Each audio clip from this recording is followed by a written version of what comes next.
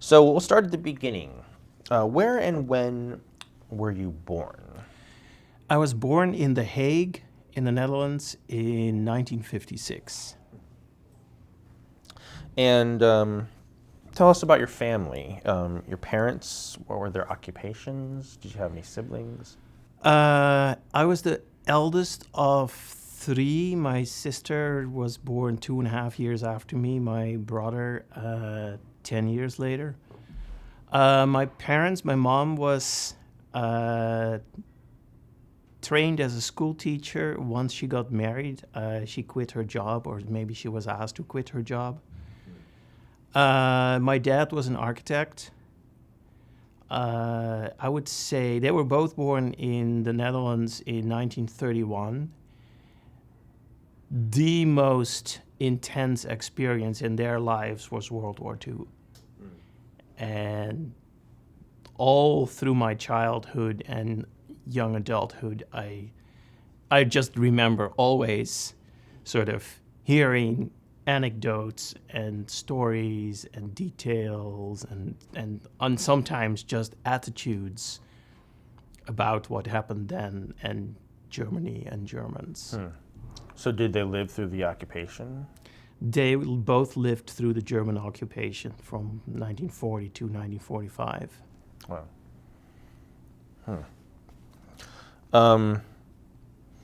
And I assume your family is Dutch, goes back generations. Yeah, that we don't have sort of we just came from nowhere basically. I think my mother's family lived in the north of North Holland. Her dad was a small dairy farmer. My dad grew up in a suburb north of Amsterdam, where his dad had an office job. What sorts of values were you raised with? Did politics or religion or ethics play an important part in your family? Politically, my parents leaned left. My mother a bit more than my dad. My mother was a pacifist, and that influenced me a lot. My dad was more like middle-of-the-road labor, I think, or the Dutch version of that at the time. Religiously, they were unreligious. I would say they were atheists. But they raised us with respect for other people's religion. Ethically, that sort of being moral, doing the right thing was very important to them. And undoubtedly that some of those values were shaped by their experiences in the war, correct? Absolutely, yeah. Yeah, I don't know how much to add there. I think in the Netherlands, from the 50s till the 70s, that was just a very common story. I mean, the war was this big shadow over every aspect of society. I mean, people were divided in like who was good during the war, who was bad. That was that simple. Meaning who had collaborated? Who had collaborated versus who was in the resistance. And of course, the majority of people did neither. But it was considered as a very black and white. You were either on this side or on that side. And it drove Dutch politics. Could you describe your childhood? It was pretty uneventful, very sort of middle class. My parents sort of started out relatively poor, but with relatively good education. They had both finished high school and done some follow-on education. So my mother had trained to be a teacher. My dad.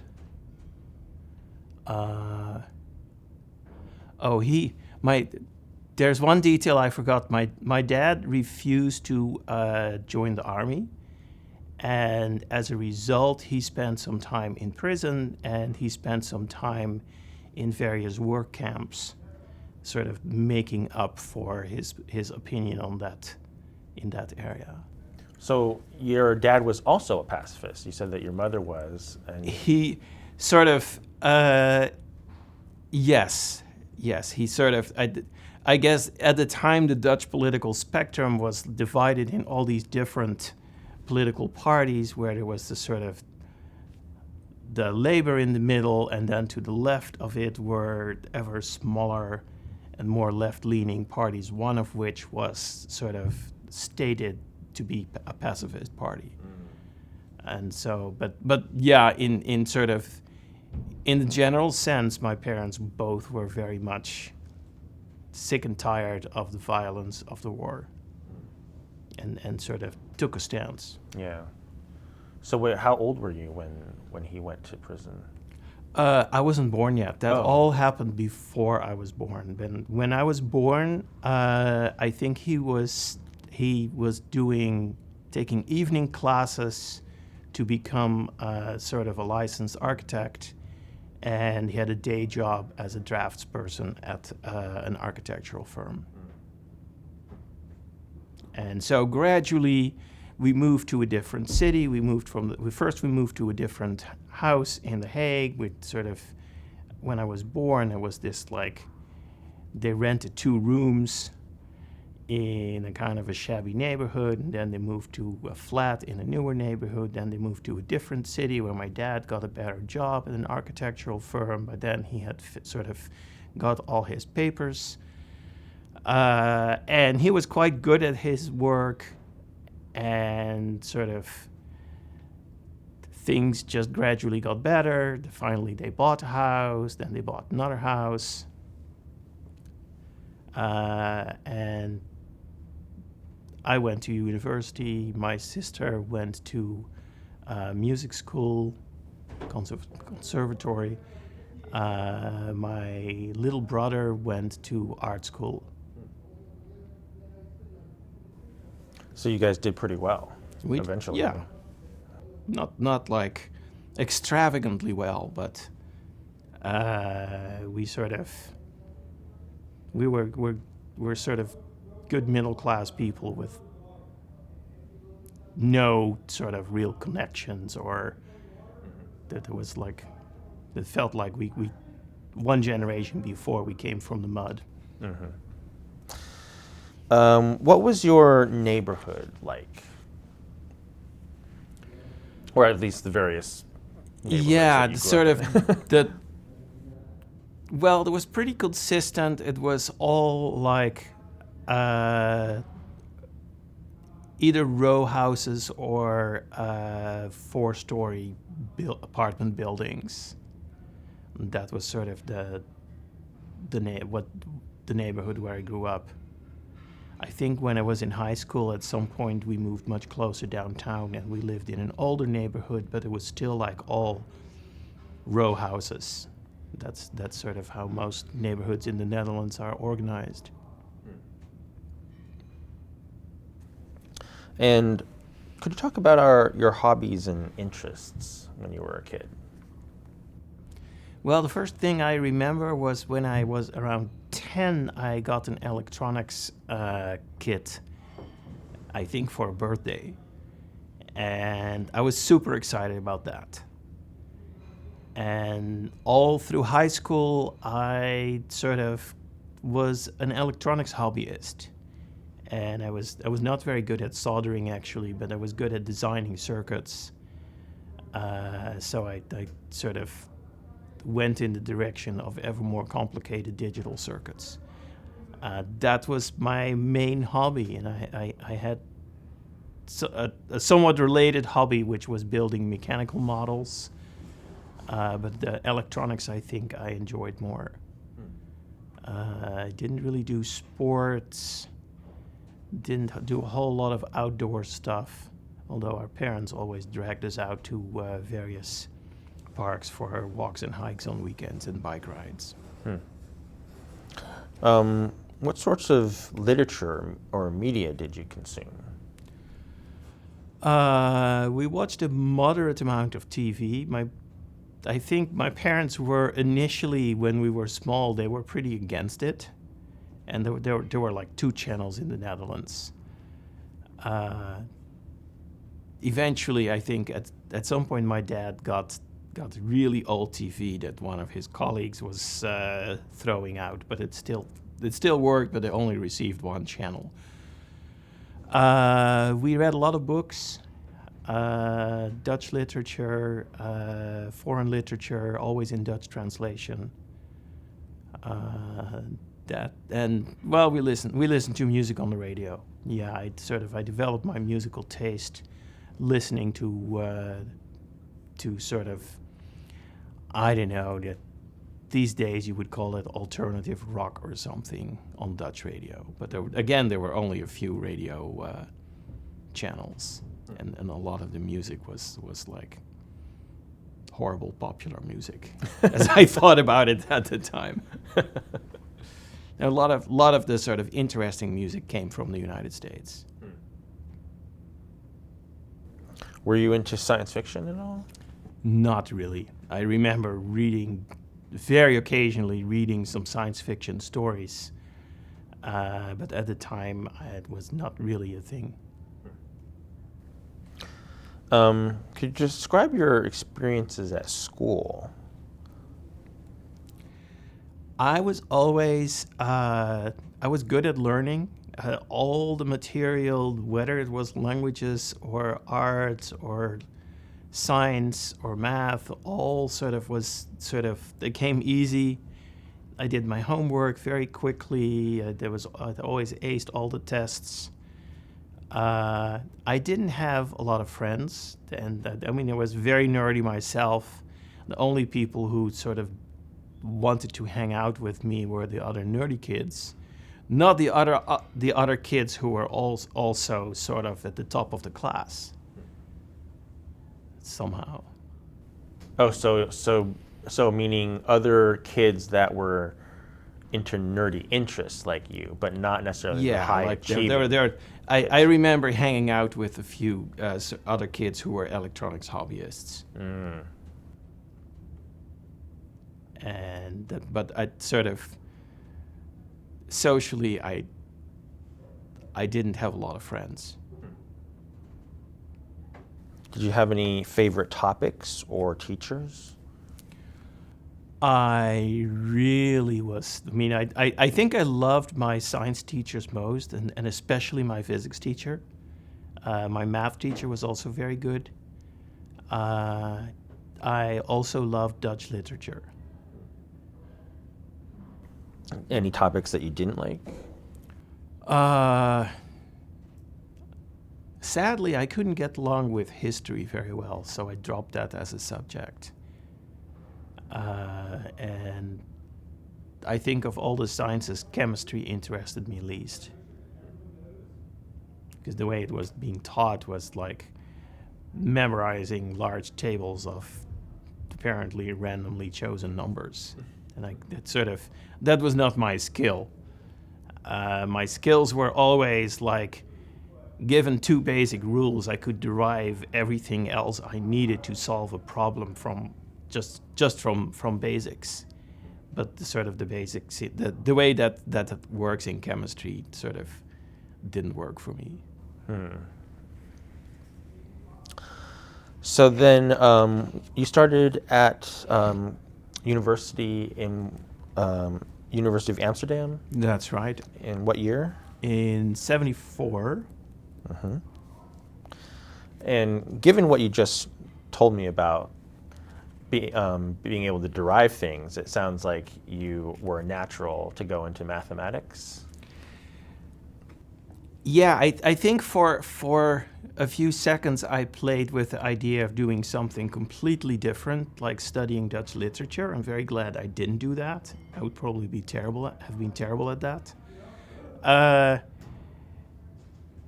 I sort of I didn't know much about what it was to study any particular subject at university. In the Netherlands, they make you choose a major when you sort of enter. So it was like you could choose to go study chemistry or physics or math.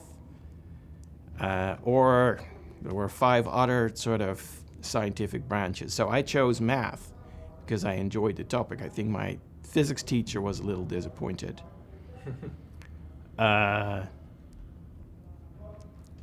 In the end, it turned out that the first year was mostly a repetition of the math I had already sort of mostly understood during high school. And then during high school, I had been working ahead.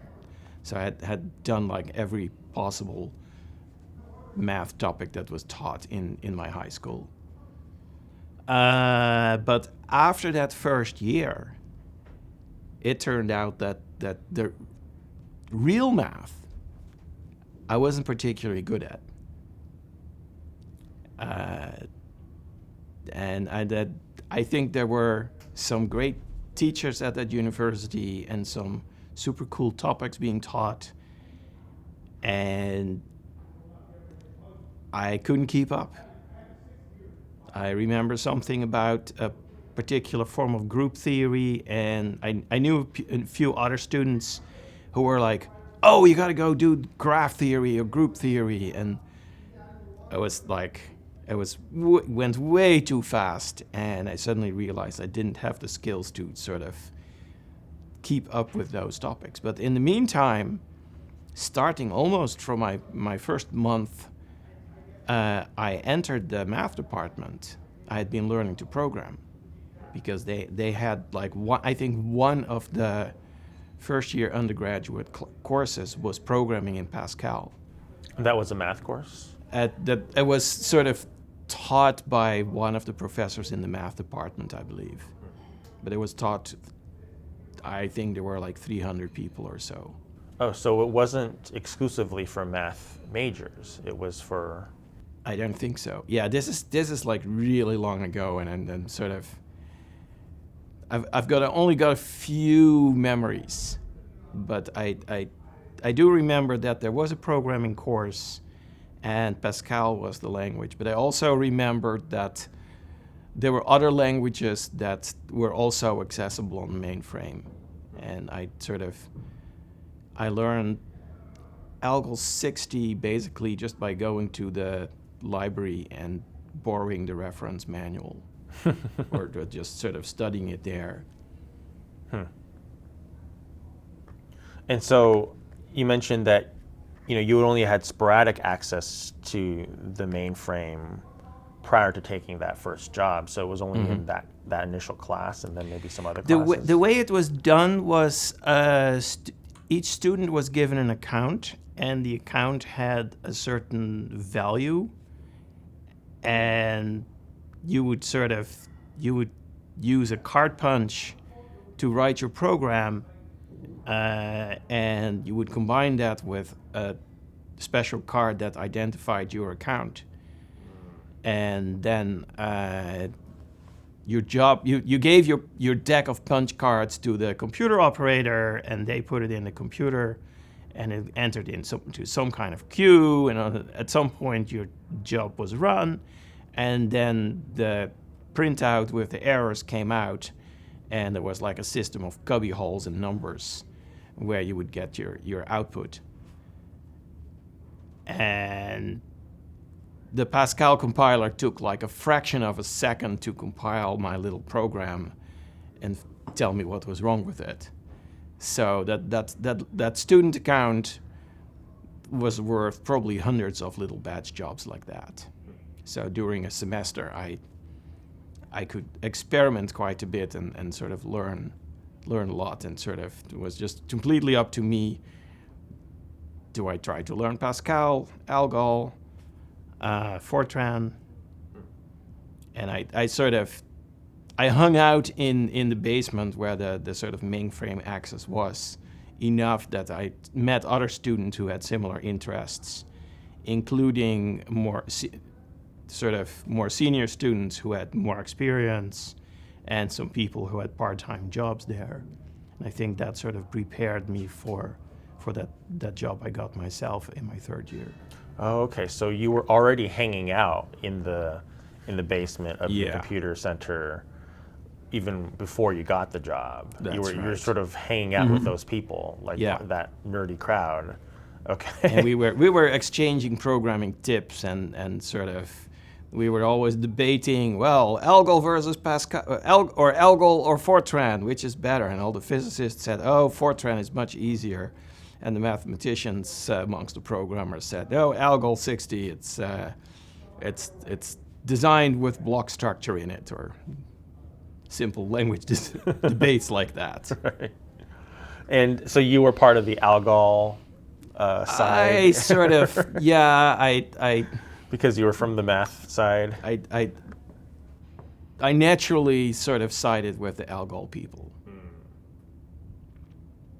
Oh, that's interesting. So I don't know exactly where Dykstra was, but did you ever meet him around this period? I did not. Yeah, I think by then he had moved to Eindhoven, where he worked for a different university, and I didn't actually know the names of any of the luminaries. I read the ALGOL 60 reference manual, which was actually was the original sort of language definition. Actually, it was very formal, very dry. It had 12 or 20 authors on the cover, but I didn't recognize any of those names, and also none of them stood out. The only language where I remember the name because it was like one or two people was the Pascal manual, where the manual was a much thicker book because it was actually an introduction to programming and an sort of more explanatory rather than just a language definition. And so from that I remember Kathleen Jensen and Niklaus Wirth. And I assume that Kathleen Jensen was like the sort of the educational person, and Wirth was the sort of language design genius. Eventually, I think in '89, I attended a talk given by Wirth in Palo Alto. At the time, what sort of attracted you to ALGOL instead of Pascal, which was what you had been taught first? Actually, I think I have to revise what I said before a little bit. I think maybe my first year I learned ALGOL, and my second year somehow suddenly the departmental staff were recommending students learn Pascal instead. So I can't say I preferred ALGOL over Pascal. I think it was more the other way around. I mean, I had never really sort of liked the Fortran side. I mean, I sort of had tried it a little bit, but ALGOL 60 was much more sort of the language I initially chose. But then once I discovered Pascal, there were a number of little details in Pascal, and maybe it had to do with sort of how the language was expressed on punched cards. It was still mostly punched cards. That just felt like, oh, this is much easier. Because in ALGOL 60, you have to type begin, end, and every time you type begin, at least in the version of the compiler we had, you had to type double quotes around it. And I think on an IBM card punch, that's even a sort of a somewhat awkward position. So in Pascal, they just did away with the quotes, or strops, I think they were called, around the keywords of the language. And it was a compromise because it meant you couldn't have a variable named begin, and the ALGOL people were always very proud that they could have sort of the keywords were not impinging on the variable names and function names and so on. It turns out that is absolutely not a problem. And Pascal was just the first language where I sort of encountered that little language design detail.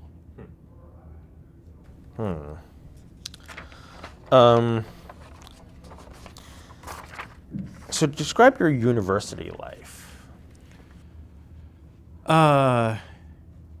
Well, I think the first 2 years I actually lived at home and I commuted to university by train.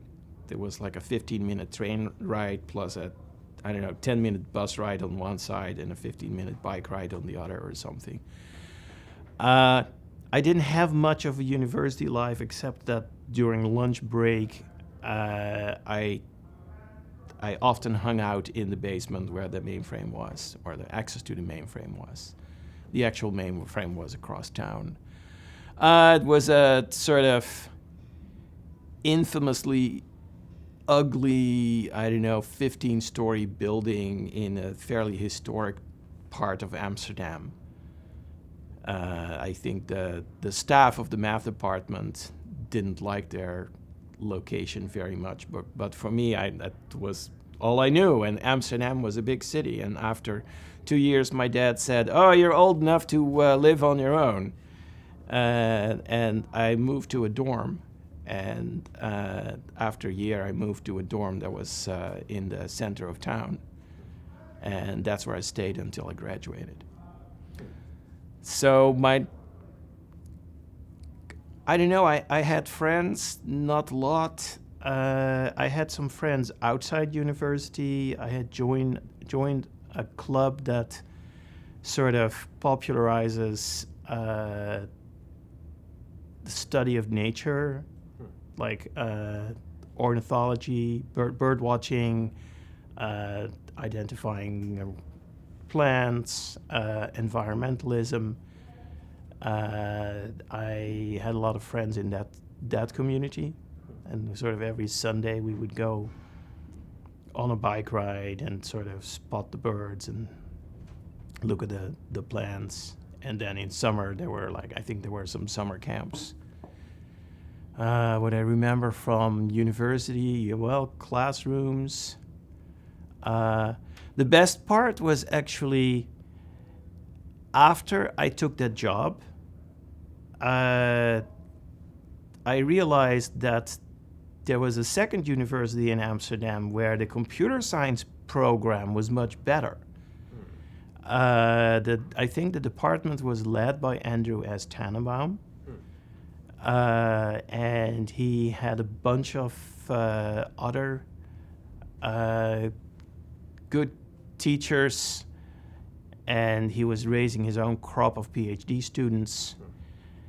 And it turns out that sort of the computer classes, the programming classes I got at the University of Amsterdam in the math department were sort of a pretty haphazard collection of topics that didn't interest me. I mean, sometimes the topics interested me. I mean, I remember one semester we were all learning ALGOL 68, and the teacher was super excited, but other times it was like numerical programming, calculating what the error is after a certain set of matrix operations, and I was not interested in anything involving floating point numbers, basically.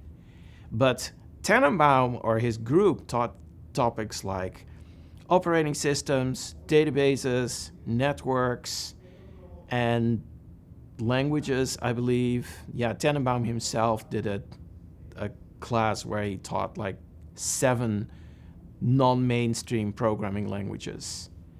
And that was all, I just soaked that up. And somehow the two universities had an arrangement where students could just take classes at the other university for points. And Tannenbaum is the person who created the Minix, right? Yes, that's that Linux was eventually based on, or kind of. Minix is known from a major sort of spat between Tannenbaum and Linus Torvalds. The two were actually independent and very differently oriented sort of descendants from Unix. Right. And Tannenbaum had a particular philosophy about making everything small and elegant. And Linus was just sort of hacking around without much particular sort of sense for what is the right way of doing things. And that, I think there's a very, very famous or infamous debate that went on in the very early days of Linux. But yeah, 10x developed Minix. That was actually, I think he did that after I had graduated. Oh, okay. But I ended up eventually sort of working on a group that was collaborating with Tannenbaum's team. Oh, okay. So Amoeba was was part of that. So we'll get to that later. Did you have any important mentors and professors at university? I say that the sort of not that much. I was pretty sort of. I was basically just studying whatever I wanted. There was one professor, Van M. de Boas, who sort of occasionally sort of encouraged me, pushed me in certain directions. I think that's the only name I really remember. And was there actually a formal computer science degree, or did you? There was not. So you still had a mathematics degree. I ended up my degree, and I think they sort of customized it a little bit for my situation, was in mathematics and computer science. There was essentially a math degree. Van M. de Boas sort of helped me sort of make sure that I graduated, because that at some point that job and other programming things were much more fun than studying. Right. Let me go skip around a little bit. So then let's talk a little bit more about that first job that you mentioned.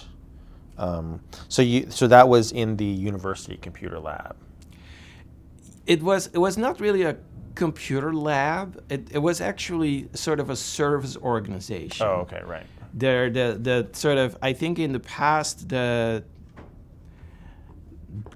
computers had been very sort of rare, and I think there was some trauma in the sort of attempt to develop their own computer, and at some point the university decided that they needed a mainframe, and it turned out that mainframes were so expensive that they actually sort of, the two universities in Amsterdam plus a place a research lab that was called the Mathematical Center, which did a lot of specific computer science and sort of related math research.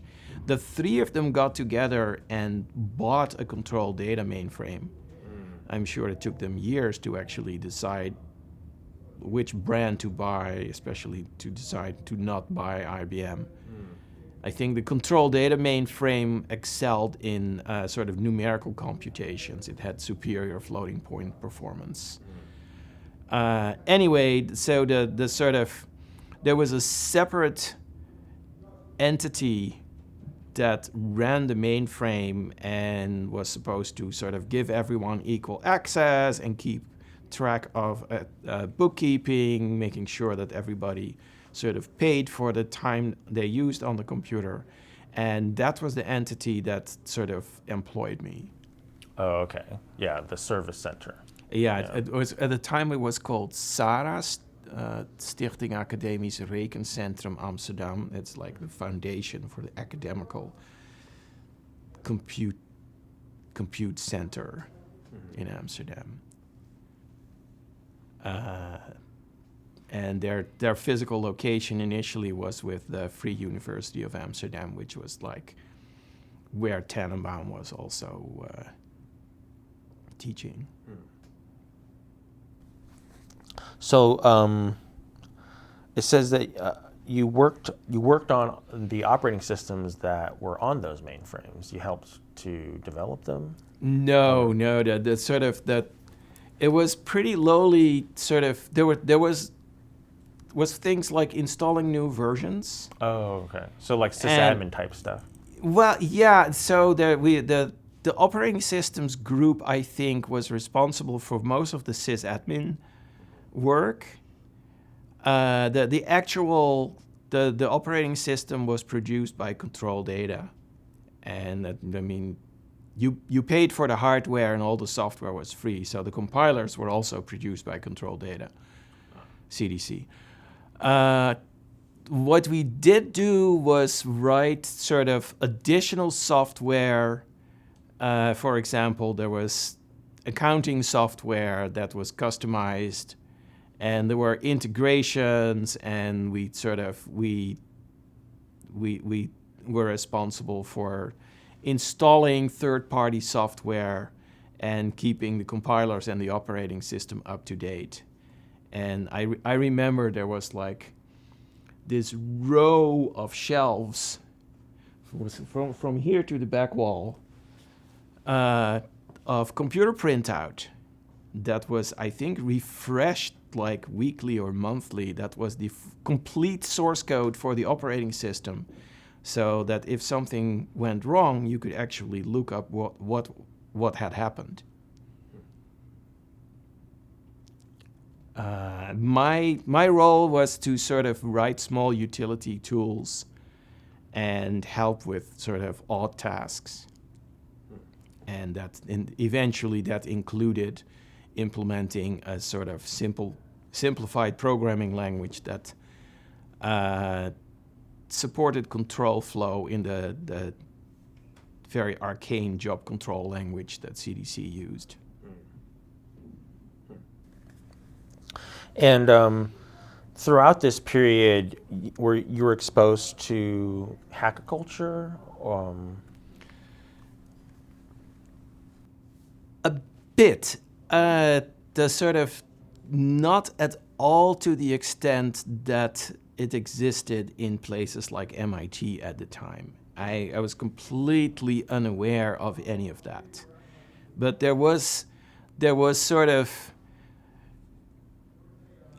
a few other people, including a few other part-time employed students at that place who were just not just doing it for work, but also passionate about the topic. And we were sort of exchanging stories and learning together.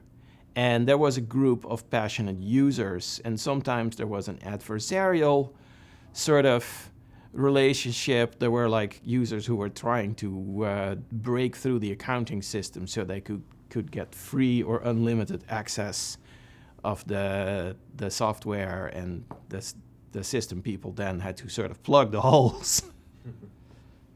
But it's at some point, the group of people was small enough, and the computer wasn't really on any kind of network. There was no truly anonymous access. So at some point, I remember the head of the accounting department just talking to one of the persistent little hackers, who was one of the very, very bright students, who was just sort of thought it was great fun to break into that system and crash it. And the head of the accounting department was tired of that and just had a sort of, I think he threatened with physical violence. He didn't apply any, but he said, if you keep doing this, if you do that particular trick again, I will hurt you. It's the sort of that I wasn't there, but that's the story I heard at the time. So then, did you decide to continue with graduate studies? Not really. I sort of at least at the time, university in the Netherlands was organized a little different than it is these days in the US. I didn't know how it was then in the US or how it is now in Holland. But you sort of, you picked your topic, and after a few years you had some kind of bachelor's degree, and as long as you showed up for classes, that's what you got. And then the natural next step was something called doctorandus, which means he who is to become a doctor, which is very much not a doctor, but it's a degree that's equivalent to a master's degree. And you have to write a small thesis and do sort of half a year of research. And I eventually did that. And at that point, I was truly done with academic sort of learning, and I had no interest in a PhD position. And that was in 1982 that you finished? That was in 82, yeah. But so then you took your first permanent job was at CWI? Correct, yeah. And this had previously been the Mathematical Center. I don't remember, it might still have been called the Mathematical Center when I first joined. Or they might have been in the middle of changing the name to CWI. And I think that nobody at the time really understood why they were changing the name, because it was a huge problem. Because the Mathematical Center, at least in Europe, in European computer science circles, had a very good reputation. And sort of nobody knew what CWI was. Plus, it's a Dutch abbreviation, and it doesn't sort of, the English equivalent doesn't have the same letters. Right. So CWI stands for? It's Center for Mathematics and Computer Science, and so that is Centrum Wiskunde Informatica. So computer science is called informatics. Right. So then the letters are different when you translate it. And this job was after you finished that sort of master's equivalent degree, or was it concurrently? Was after. Oh, it was after. Yeah. Yeah, I sort of, in fact, I think I had to, there was one final exam I had to take in sort of a subject of physics that I wasn't very good at, and I failed the test the first time, and I was almost in tears because I couldn't start my job that month. I had to sort of call them and say, "Oh, I'm going to start a month later or so." And it turned out that nobody cared. It was fine, but for me, it was a big drama. Well, what was it about this job that attracted you? I think it was primarily Lambert Meertens, because I had met him previously in the I don't know exactly. I probably knew him 2 or 3 years before he employed me. And the way we met was, here's this pacifism coming in again. I was a member of the Dutch Pacifist Society, political party. And at some point I volunteered to help the party headquarters to move from the Stone Age to the Middle Ages in terms of information technology. They were buying their first computer, and they had to transfer all their sort of membership database to that computer, and they wanted to do everything themselves because they were super afraid of that their information about who was a member of the party would fall in the wrong hands. And in the 70s, that was a serious concern. Anyway, so the party formed a committee that that was to decide on the hardware and the software, and then sort of they sought volunteers to help them with the programming, and I thought, oh, I know programming. And even if I have to learn a different language, it turned out that the computer they bought could only be programmed in COBOL, and I had never seen a line of COBOL in my life. But I could learn any programming language from a reference manual. So I learned how to do that and helped out. And it turned out that Lambert was one of the sort of party big shots at the time, besides his career as a computer scientist at the Mathematical Center. He was also, I think he ran for a seat in the Dutch Parliament once and spent a summer holding political stump speeches throughout the country. But I guess he wasn't elected. But so that's where we met, and he sort of recognized my skills, and somehow we got to talk. And at some point after that project had already started sort of becoming a minor disaster. And I think it was eventually finished without my further help. They sort of changed directions a bit, but by then Lambert and I knew each other, and at some point he said, oh, you're graduating soon, right? I think I might have a job for you. And that was very welcome.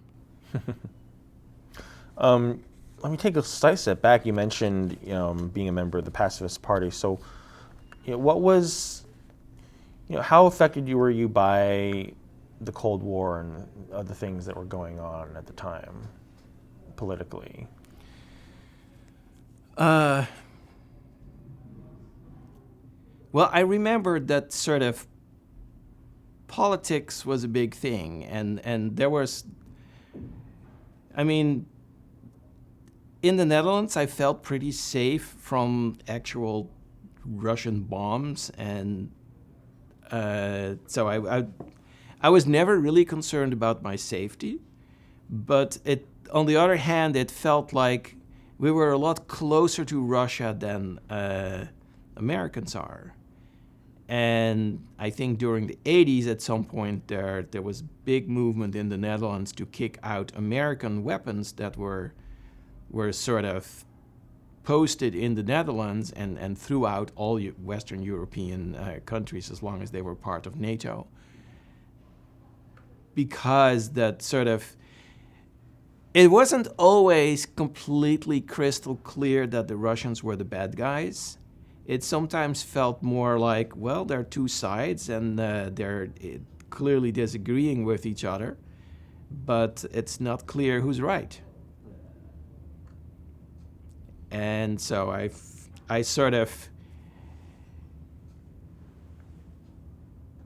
never felt comfortable sort of with the communist system, but I sort of did feel sort of that sort of a socialist system was better than capitalism, and that probably colored some of my views on life in general. So then you started this job, and was your first sort of position there to work on to join the ABC project? Yeah, so the Lambert had basically just spun up the ABC project. I think he had pulled some strings with management and gotten funding so he could hire or requisition programmers. I think some of the team members had already been programmers at CWI before, and other people were hired fresh. The interesting thing was that ABC, the language, was basically designed when I joined the team. There was also a project lead who was hired fresh, a guy named Stephen Pemberton. He was British. I think he had graduated on some kind of Pascal compiler, and somehow that had impressed. I mean, I think he had sought out a job. He didn't sort of get the job through connections. He was a very interesting guy. He was the project lead. I was one of the younger programmers. There were 2 other programmers, and we had like Lambert and another guy named Leo Geurts. I think Lambert and Leo had designed the language together, but I think Lambert was the major push. Later I found out that Lambert had also spent a lot of time with ALGOL 68, because he's like I think he ended up being on the cover page of the ALGOL 68 revised report as the editor. Even though I think he was a very junior person when that language was actually sort of being designed by all the big shots in European language design community. But sort of one of the biggest big shots was Van Wijngaarden, who I think until maybe a year before I joined had actually been the director of the Mathematical Center. Okay, wow. That's how I don't remember the exact chronology. I know that he still occasionally taught a class at the University of Amsterdam, and I sort of caught a semester of that, and I was all in awe because he was this guy who had sort of invented the sort of grammar description mechanism used by ALGOL 68. And so you joined CWI in '83. That's correct, right? I joined in December '82, I believe. Oh, December '82. Okay, Yeah. but pretty close. Yeah. Yep. And yeah, so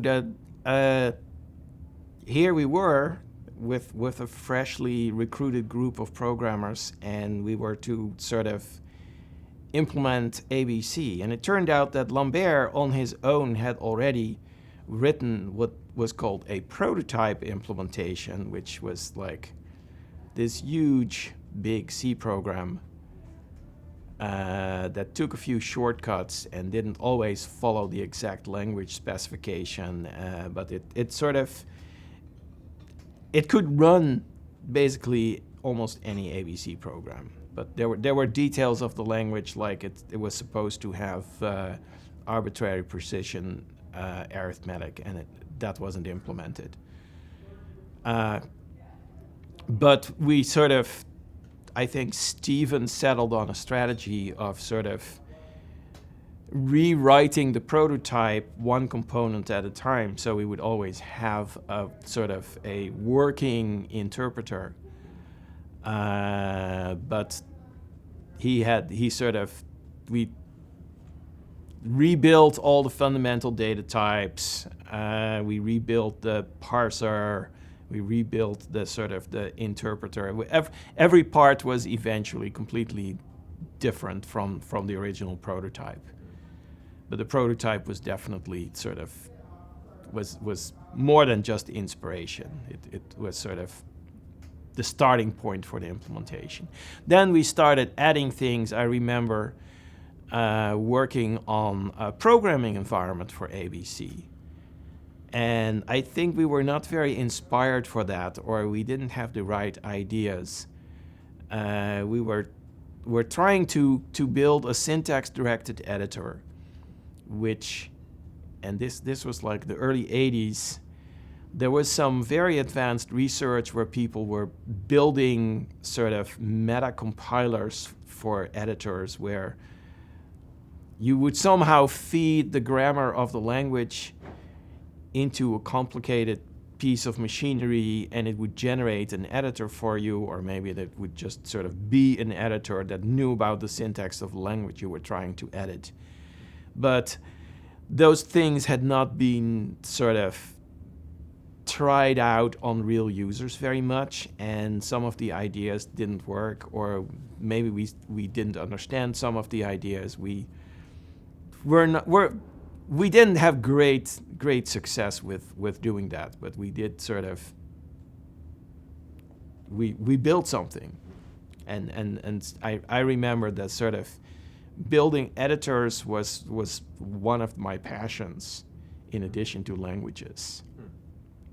And so I was familiar with a number of different editors. There was like VI and Emacs, and a few other older ones, and computers sort of. There was just enough control over where the text would appear on the screen that sort of we could make it a visual editor, and I had some very specific opinions on how that should integrate with the rest of the world. I was probably wrong, but that was sort of one of the things I tried to design myself. And what was the purpose of ABC? Why design this new language?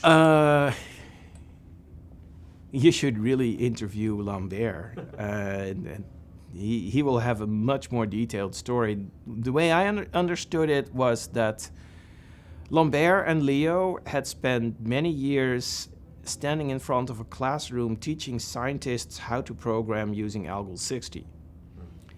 And through those years of teaching, they had collected large lists of gripes about how arbitrary the design of programming languages in general were, and sort of arbitrary limitations, like the hardware that sort of ALGOL 60 was designed in the time where every computer had its own unique hardware almost, or there were very few sort of similar computers, and so there were all these vague abstractions like, well, there's an integer, but we can't tell how many bits are in the integer.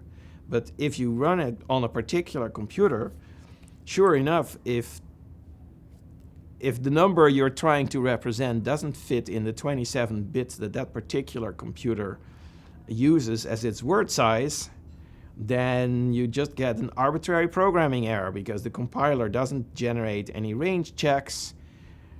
And if you do x plus y and the result doesn't fit, it just sort of chops off some bits on the top, and you get out a very large negative number maybe. And things like running out of space, recursion, or just function call depth limits. Everything that was a limit was sort of a problem for their programmers, because their programmers were scientists. They weren't professional programmers. They had scientific data processing problems that were suitable to process in a computer. And so Lambert and Leo sort of set out to design a language that would be useful for researchers, lab assistants, professional users of computers who were not also professional programmers. Because if you're trained to be a programmer, then you know all those limitations, and you know how to write code that doesn't suffer from overflow or whatever it is. But if you're a scientist and you're quickly sort of once a week or once a month you have a programming project, it can be very frustrating to have to learn all that arcane stuff, and you forget it, and then the next time you have to read the manual again, or you have to debug the same program again because you send it different data and it crashes in a different way.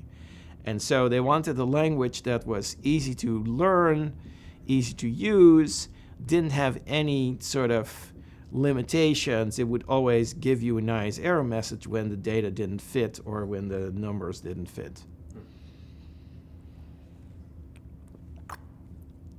And they sort of, I don't know, I'm sure they were inspired by other languages that I've never seen. And some of their design was interactive, where they had sort of discussions and conversations and Blackboard sessions with other well-known language designers. And they came up with certain ideas for data types that would cover most of the needs of data types in traditional programs. So the intention was to make a language easy for scientists who are non-programmers.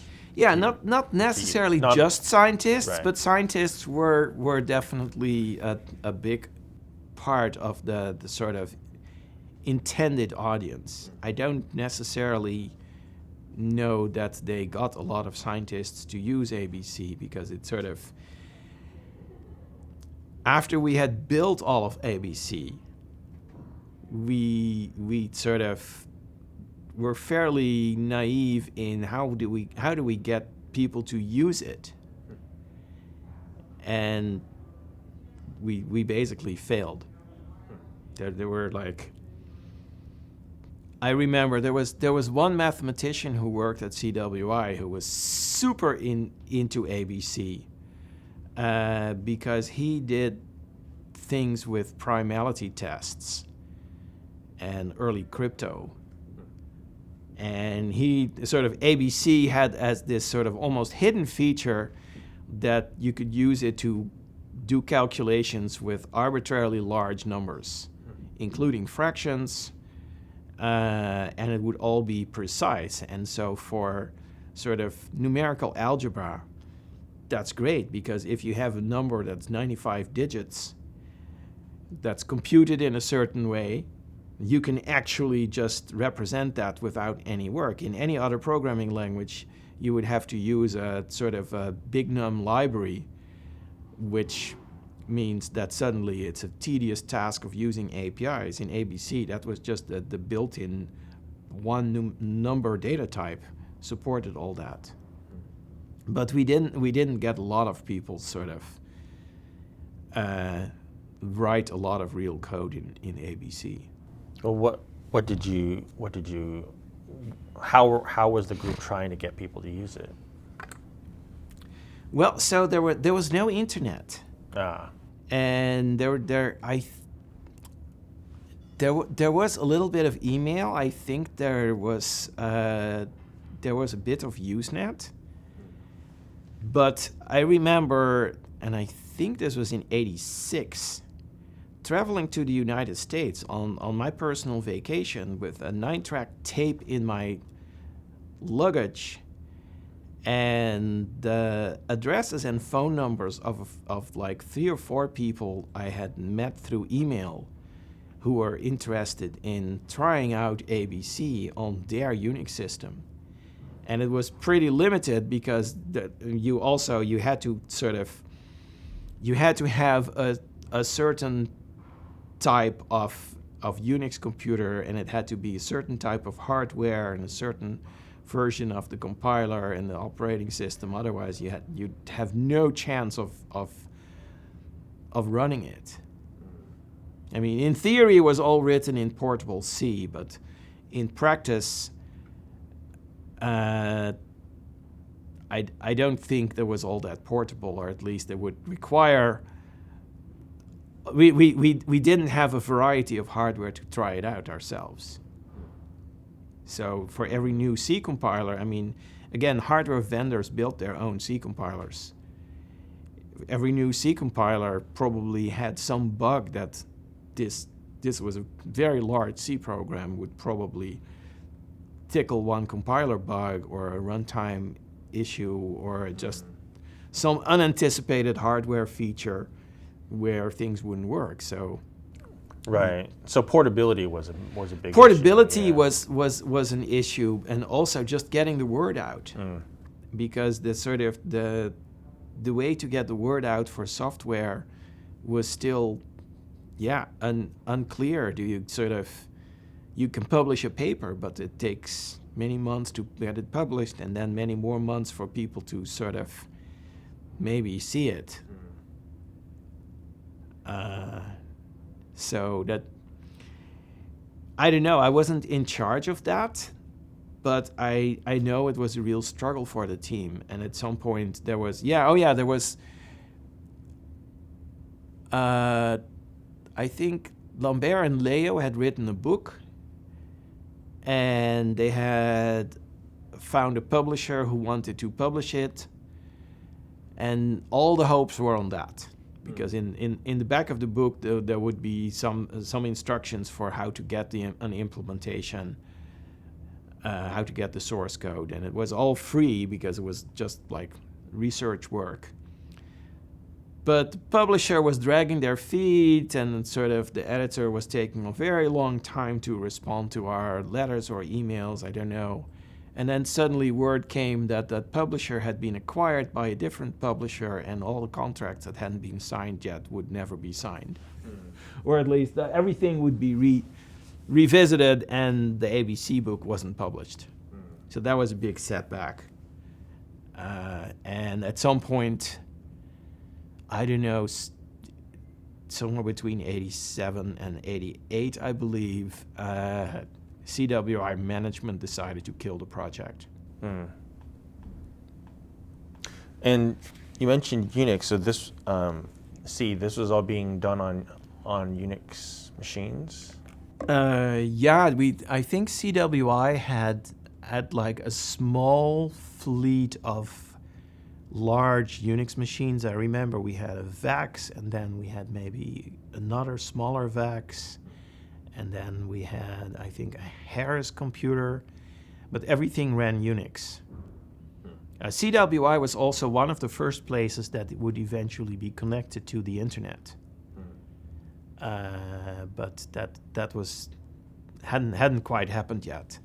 So we were connected to Usenet, and that was like a lifeline, because there were like things like news groups, and so like once a day, we would get a fresh batch of messages and responses, and there was some email too, but it was all very primitive.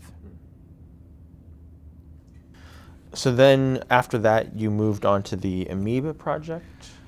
After ABC was canceled, of course, everyone who worked for that project had to sort of find a new home. I think one of the programmers found a job outside CWI, and I joined the Amoeba project.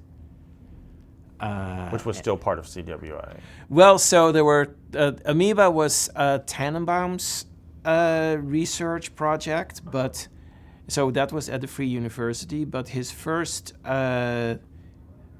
successful PhD student moved to CWI to set up his own research group. That was Sape Mullender. And so he sort of, basically at that point, the research for Amoeba was divided in two halves, and some of the more pragmatic work, I think, was being done at CWI. And what was your part of that project? I remember that we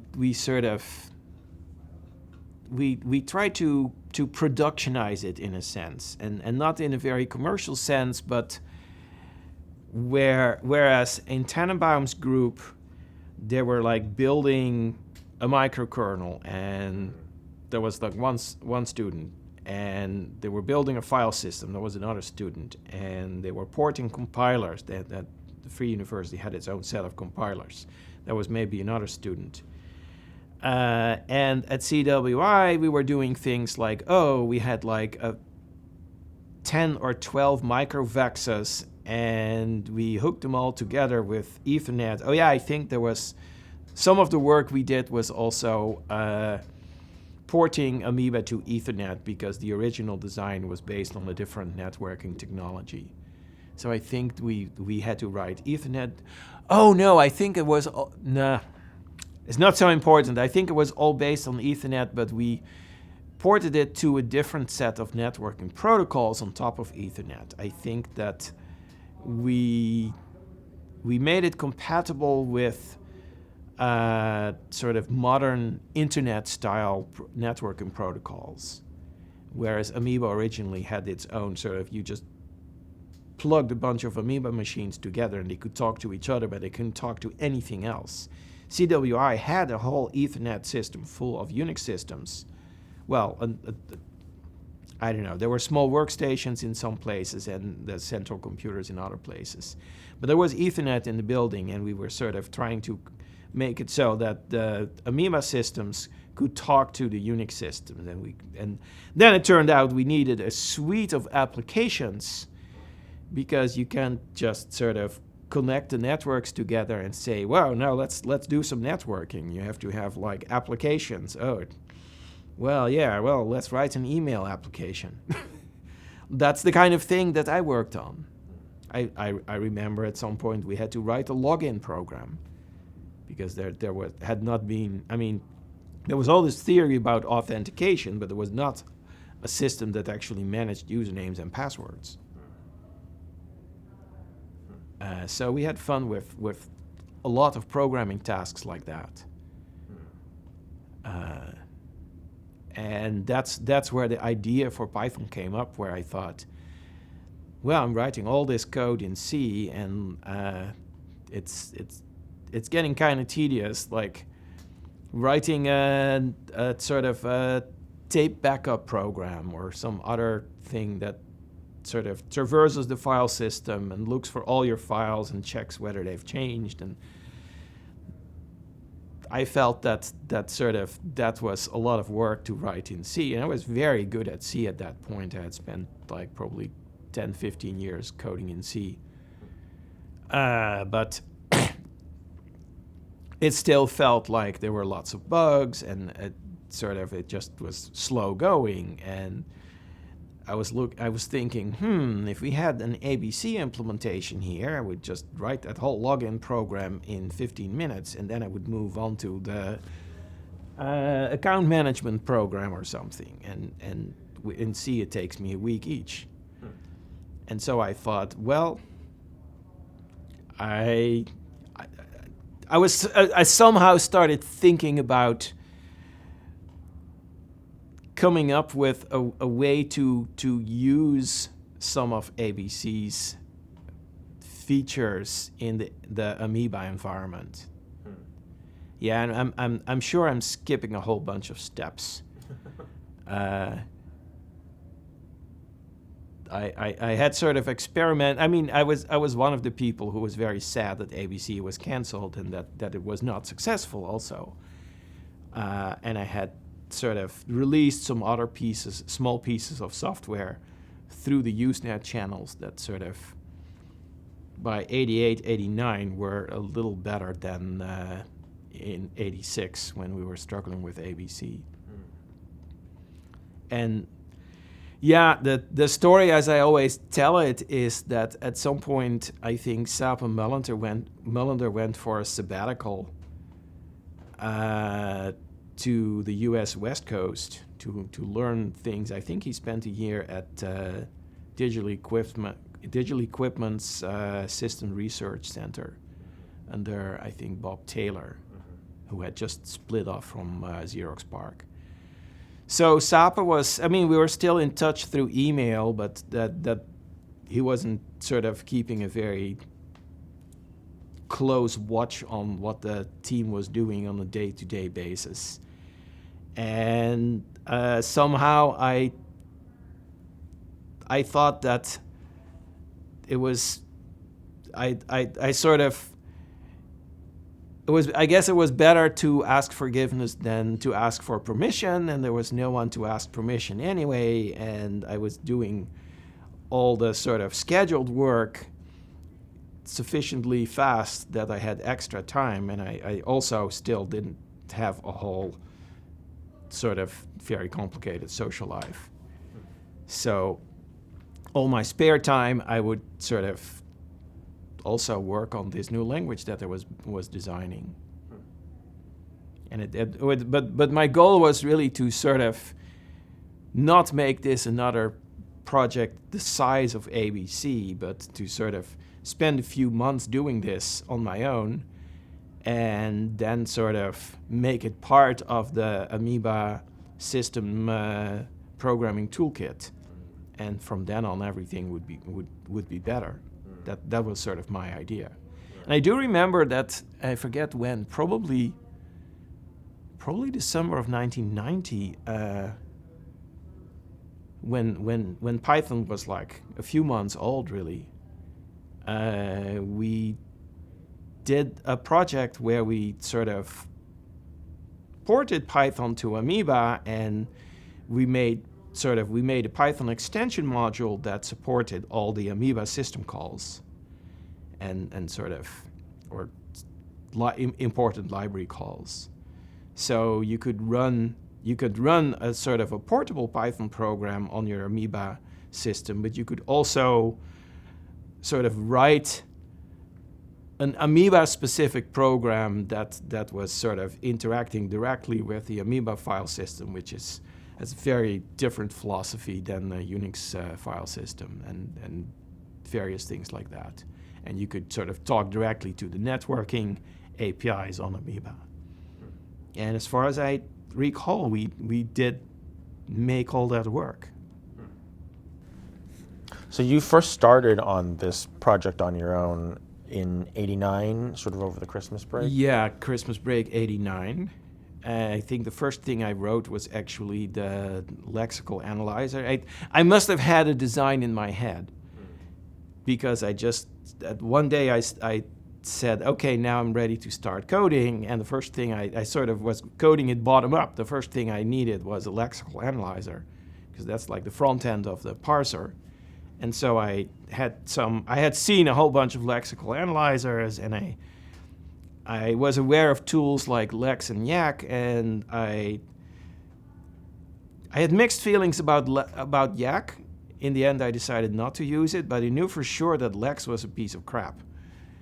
Because if your input was too long, it would always just crash on you, because Lex was a code generator, but the generated C code was very naive, and it sort of wouldn't check for invalid input very well. So you would write a nice Lex rule for, oh, this is what a comment looks like, and if your comment was 500 characters long, it would just bomb. So I decided, I know how to write lexical analyzers, I'll write my own. And I think the next thing I did was I had my own idea about how to do a compiler generator, or parser generator.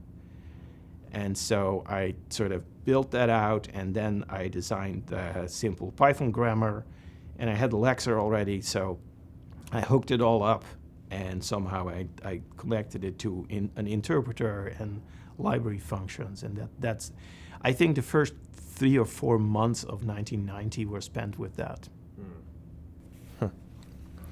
And so the name Python famously comes from Monty Python's Flying Circus, of which you were a fan. That's correct, yeah, and still am. How did you first get into Monty Python? I think one of the smaller Dutch TV channels aired a number of episodes, and it was just like insanely fun. Was it translated or was it in English? Subtitles. Ah. Yeah. So you always sort of, Dutch TV is all subtitled except when it's for little children. So yeah, we would always watch the shows in English, and well, by then maybe my English was okay, but I still needed the subtitles. And you're also known as a fan of The Hitchhiker's Guide to the Galaxy? Yeah, that's correct. Yeah, that's, I think there was one of the other guys on the Amoeba project who first introduced me to that. Yeah, and then we were sort of just like, he had one copy of the book and he would read passages from it, and then once he was finished, we we were all fighting over who got to read it next. So how did you arrive at Python and being the name of your language? I didn't think much about it. I knew I needed a name. I remember ABC had originally been named B, and sort of choosing the proper name for ABC had been a very traumatic experience, because they're like people do with branding exercises. There was a list of 1,000 potential names, and they were like selected, and everybody got to vote, and nobody could agree, and there was always a good reason why a name couldn't be used. And then eventually they settled on ABC, and I thought it was just the blandest name ever. And then I traveled to the United States, and I noticed that every no-name business calls itself the ABC, the American Business Consulting Group or whatever. I felt vindicated in my sort of opinion that ABC was a bad name. And so I don't know, I was looking for something that was maybe sort of attention-getting, also not too long, not too short. Naming of languages has always been sort of a fun game. I kind of liked the idea of naming languages after sort of heroes, like Pascal was named after a French philosopher, and I was aware of a language named Eiffel, named after the inventor of the Eiffel Tower. And I thought that I wanted to sort of be more modern, and I thought I wanted it to be a cultural reference, but not in this sort of somewhat dry academic culture where everything is always named after minor Greek gods or other mythological figures. I mean, at Circus, everything was named after mythological figures. There was all Olympus and Hera and Hippocrates, and I don't know. I'm making those up, but that was another thing that I had seen enough of, and I thought, well, popular culture has not been a great source of software names yet, and there were a few of us at the Amoeba.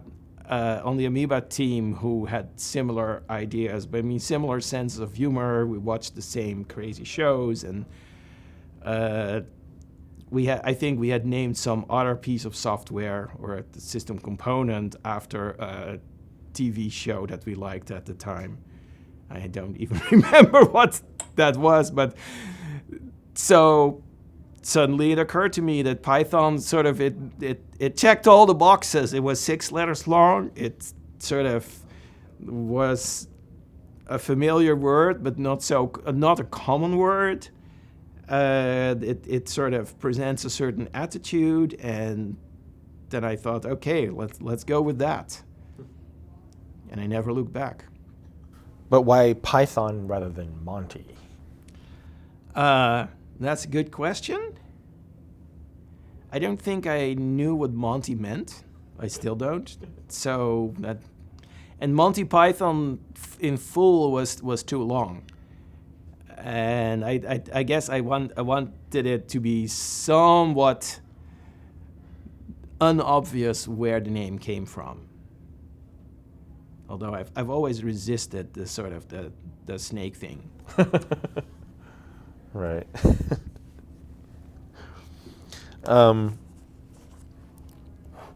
So then, you've said that you developed it partly because you were writing a lot of this code for Amoeba. So you said that it was supposed to be a bridge between Unix shell scripting and C. Was part of the way. That was my original sort of positioning. Like more of a real language than shell scripts. I mean, shell scripting developed from this sort of job control languages where, like, originally it wasn't a language. It was just like a sequence of single commands that were executed sequentially, just one after another. And it was all just like the name of the program and then the name of the files you wanted to sent to the program or something like that.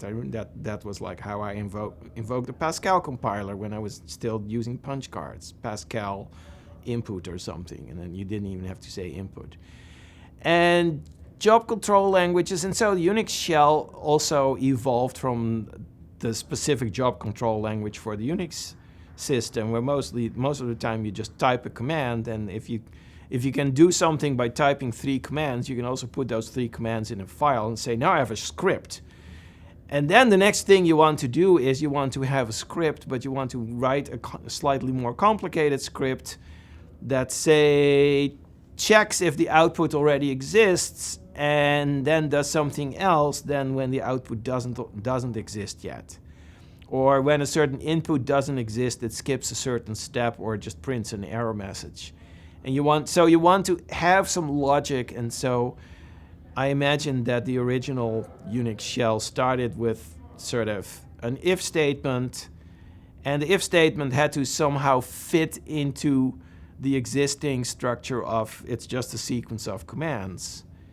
And you can still see that in the syntax of the modern shell, the Bourne shell. Bourne again shell bash, which came from the Bourne shell, which was a major improvement over the original Unix v6 shell, and who knows what they had before.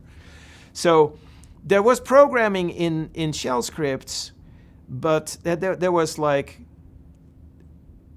the syntax was sort of ugly because it had to fit in the sort of, it always had to be backward compatible.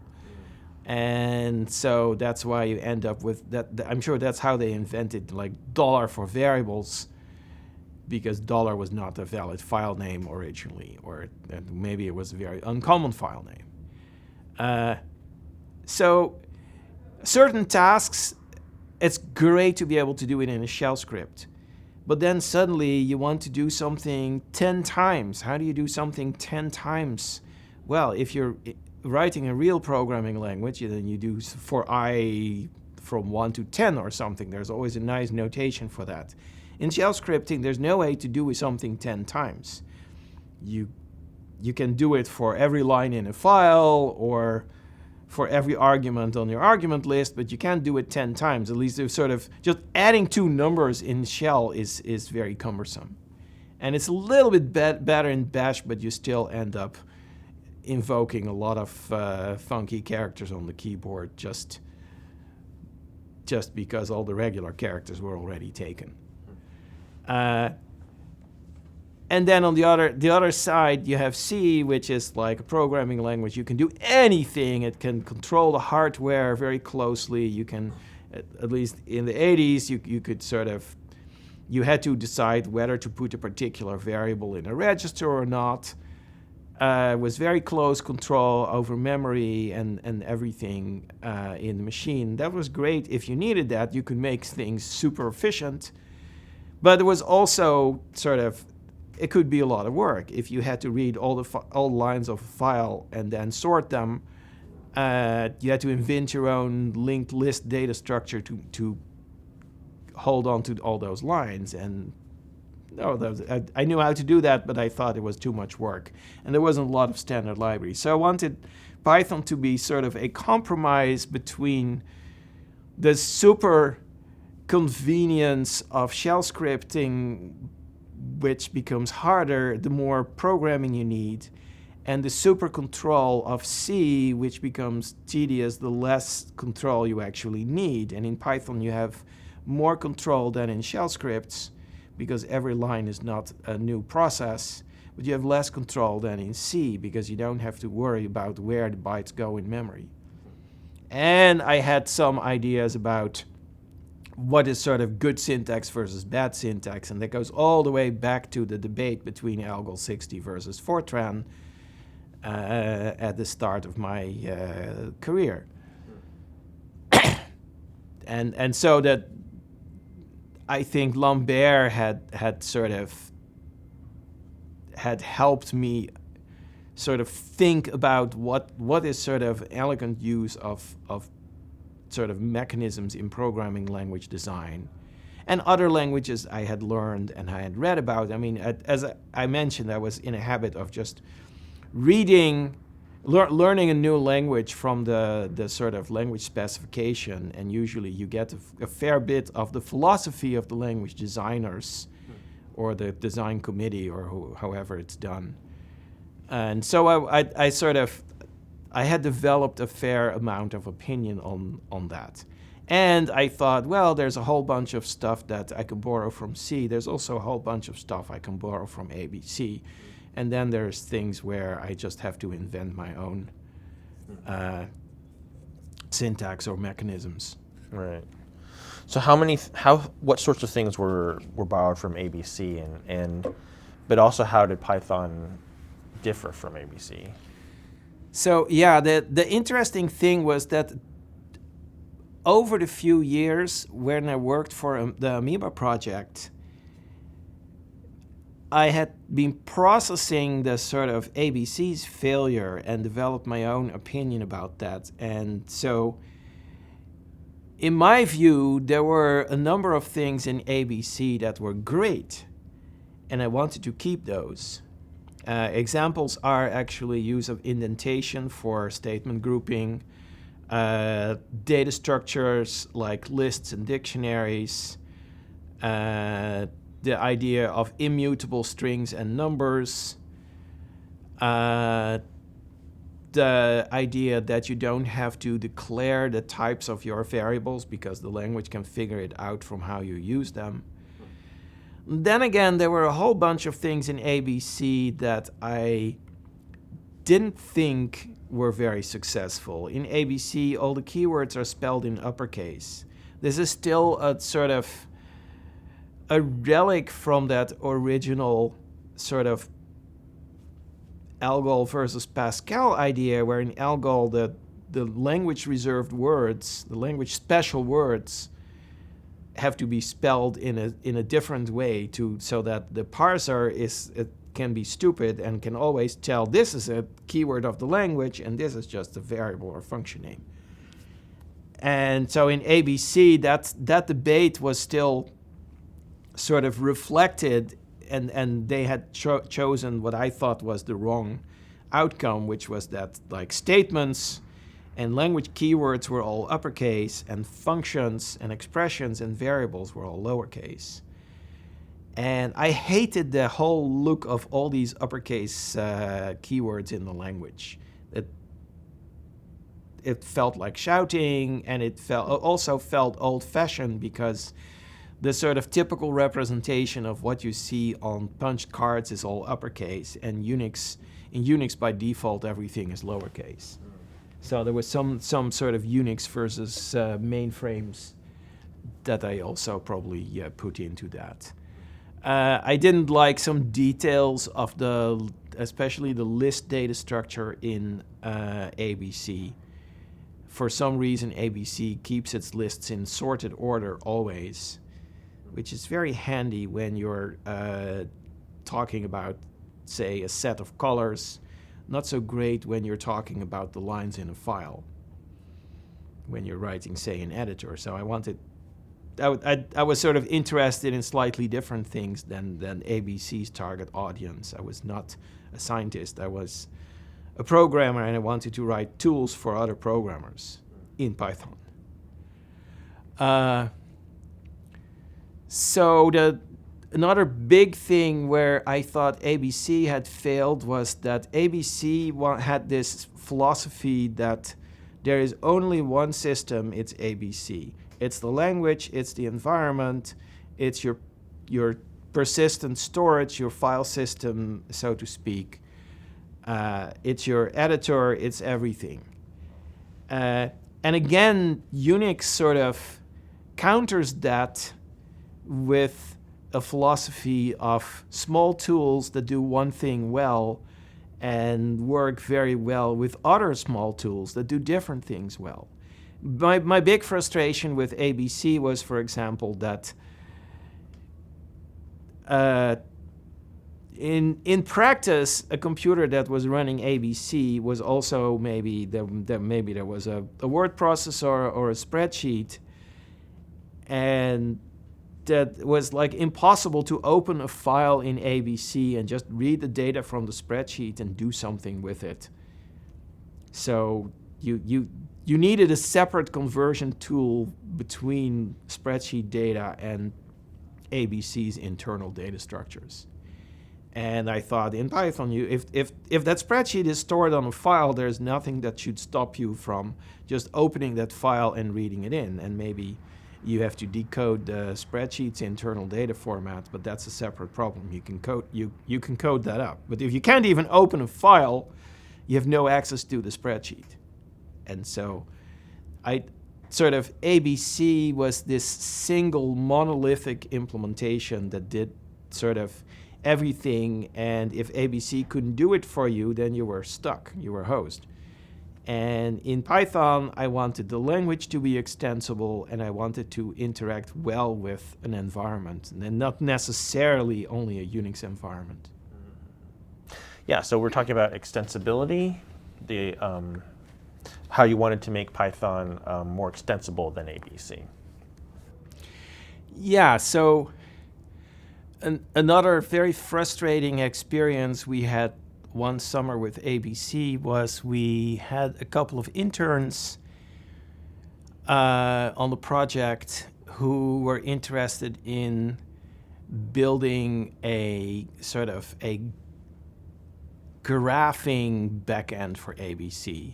Basically, you would sort of process numerical data in ABC, and then you would want to say, turn that into a plot or a chart or something visual.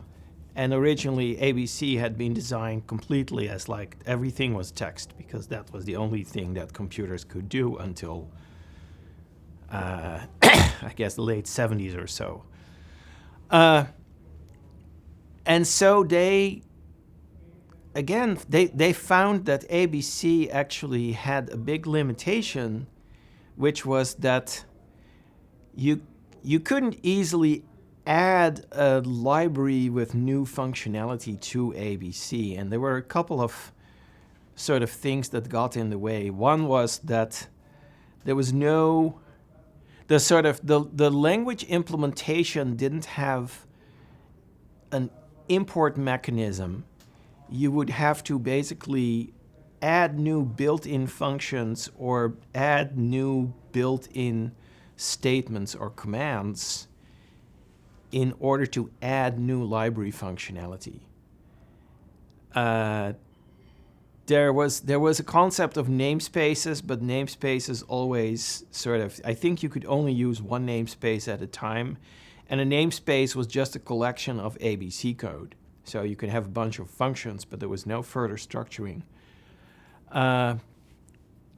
So these poor students really, I think they came up with some kind of hack, but it was a really sort of pretty sad experience.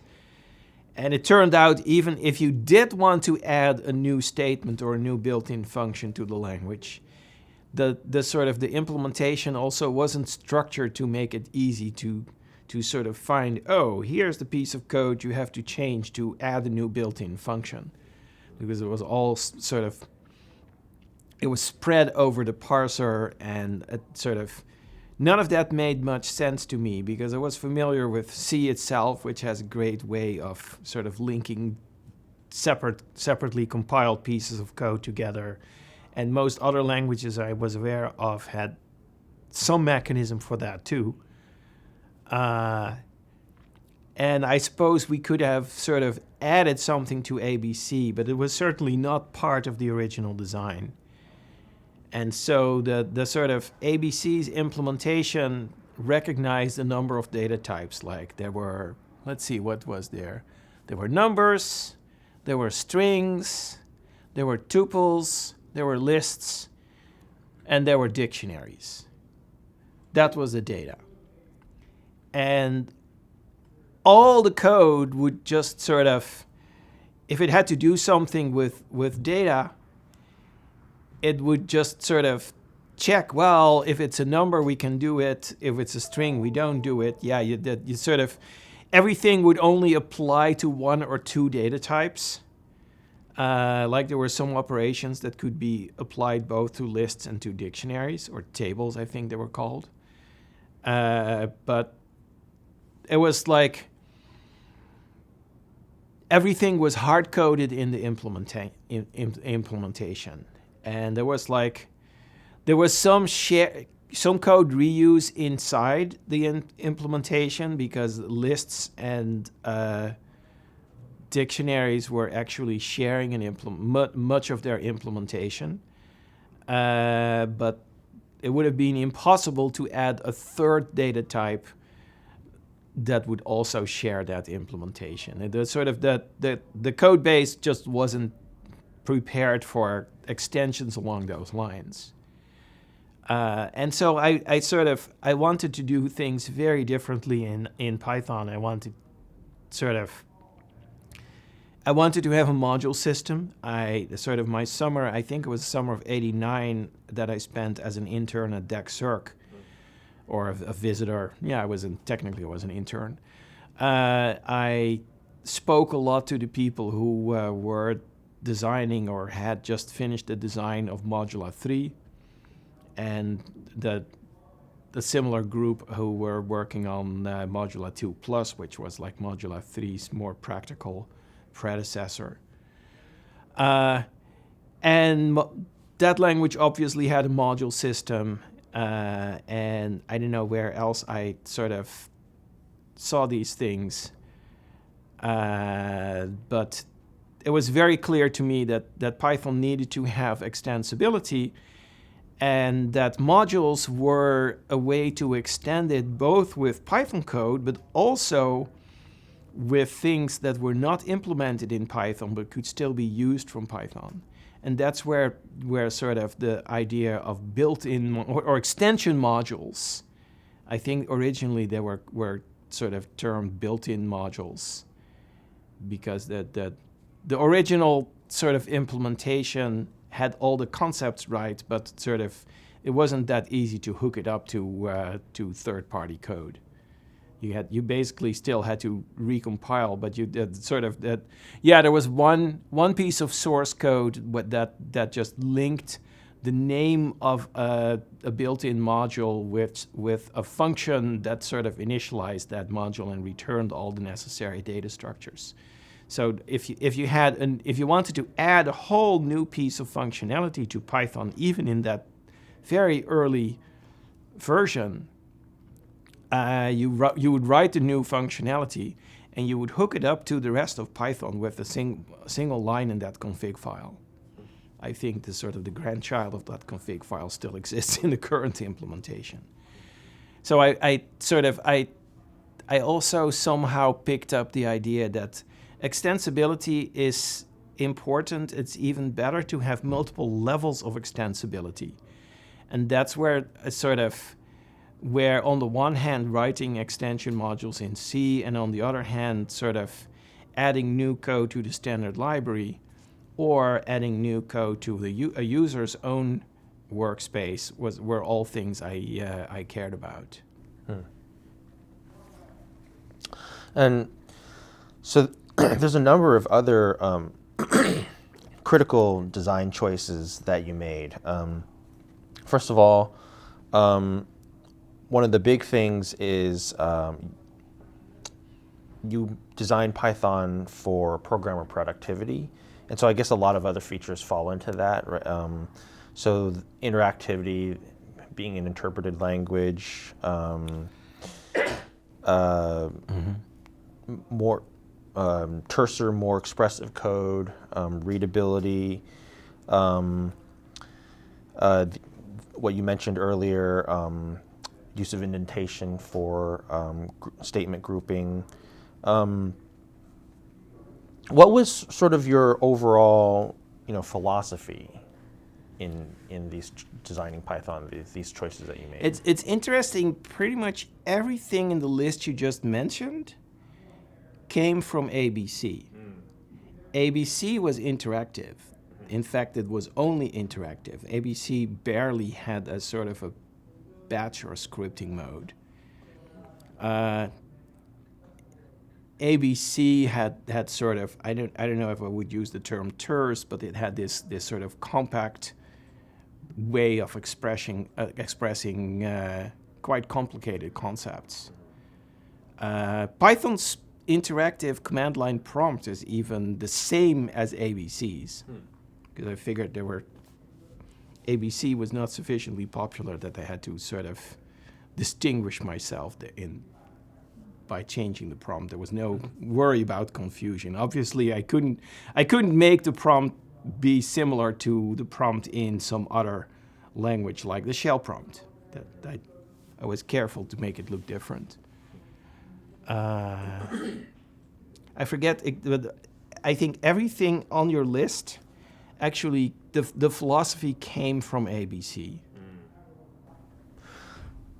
And one of the things that I think is, Python has one of the big uses of Python has been in education, and a lot of introductory classes in programming are taught in Python, and you've said before that came from ABC as well. That wasn't That's your design. Correct. My original positioning of Python was actually not as an educational language. For ABC, I mean, the authors always objected when it was called an educational language, because they wanted to sort of have these dual properties almost of easy to learn and easy to use. I had neither of those sort of directly in my goals, but one of my goals was sort of borrow all the good stuff from ABC, and with all the other things I stole from ABC, sort of it turned out that it was quite good to teach in. I hadn't anticipated that, and I remember when I moved to Northern Virginia, I got to sort of meet a whole bunch of new people, and my colleagues were eager to introduce me to other people they knew.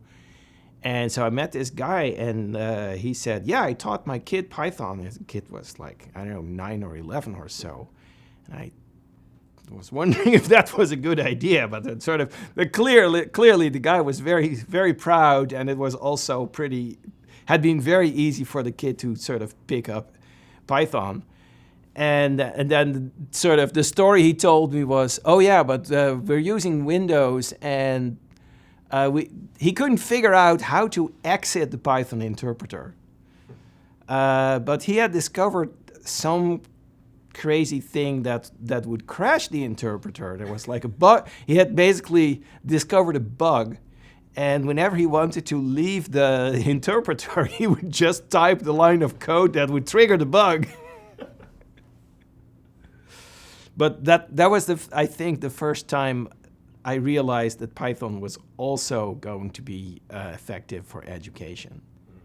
And sort of over the years, people have started using it more, and I've always said, oh, that's great. That was one of ABC's original goals, to be easy to learn.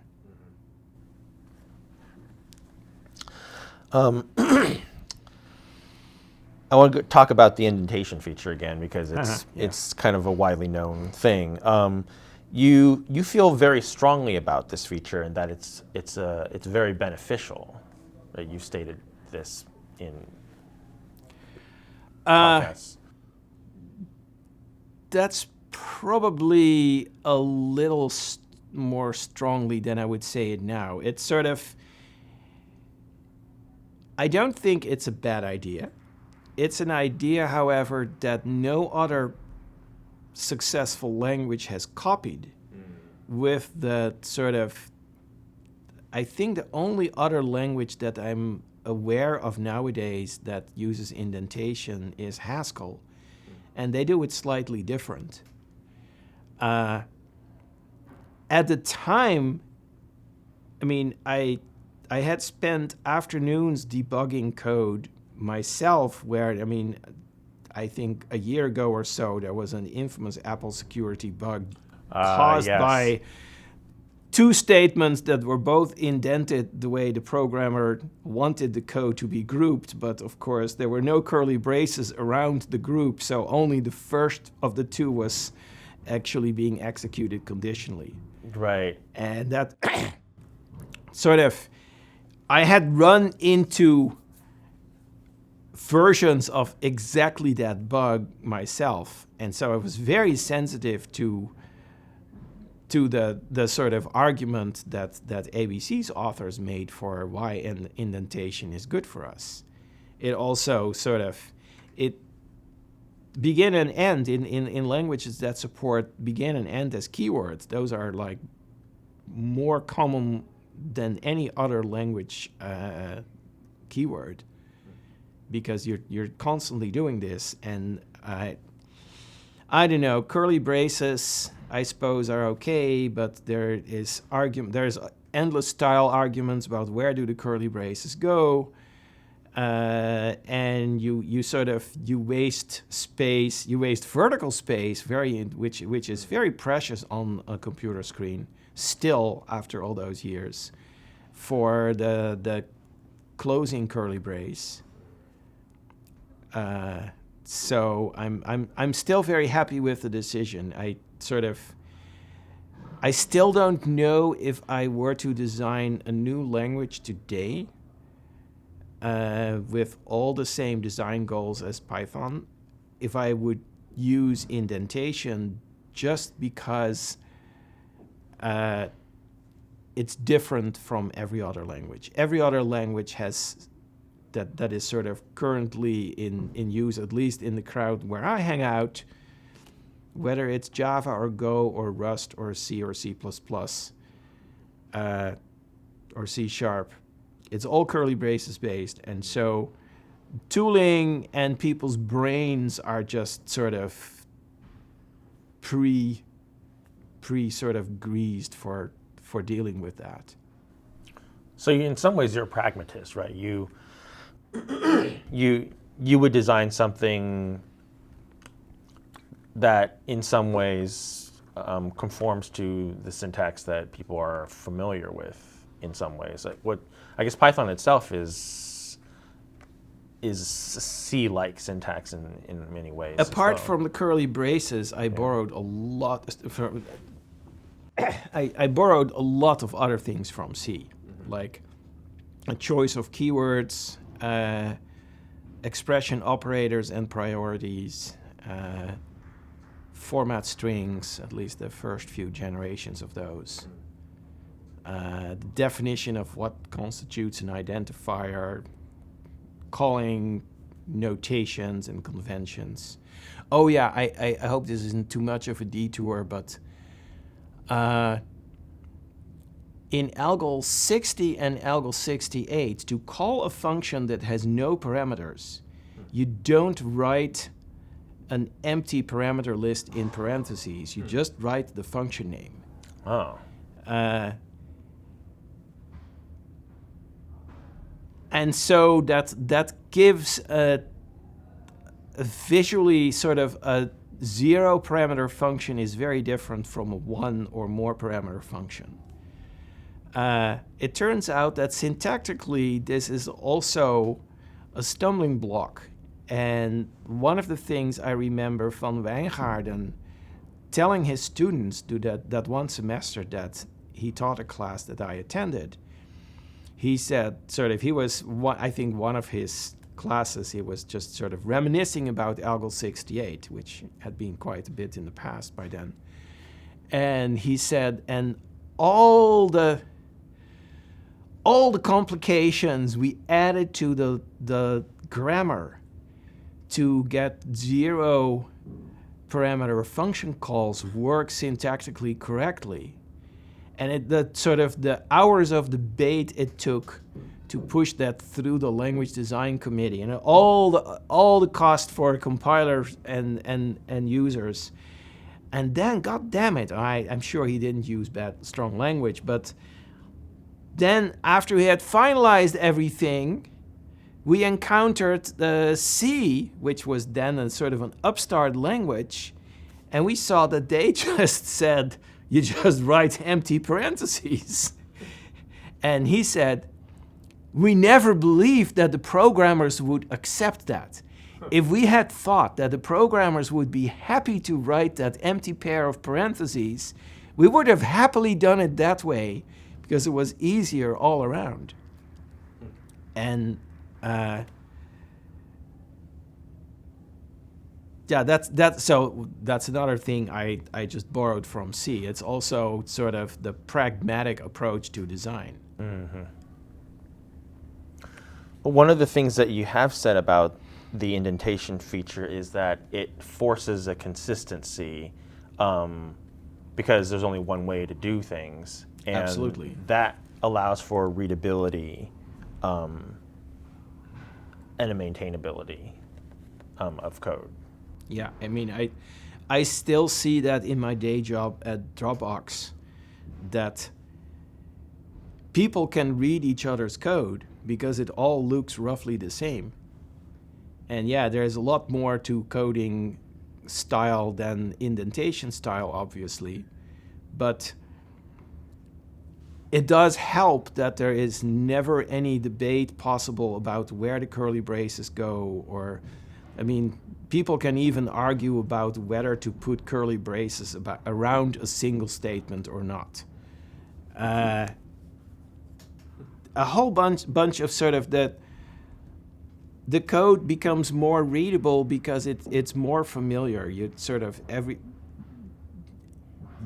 once you know Python, you can read someone else's Python, and sort of, I guess the language that is the most different perhaps is Perl, where everybody seems to have their own unique style and every package has its own conventions. And the language proudly sort of declares its philosophy as there's more than one way to do it, which is great when you're sort of an extreme individualist and you want everything to do exactly the way you want to do it, and you don't want anyone else to try and control that. On the other hand, it's bad when you develop software in a group. As soon as you have a team of more than one person, I think the uniformity of sort of indentation is helpful.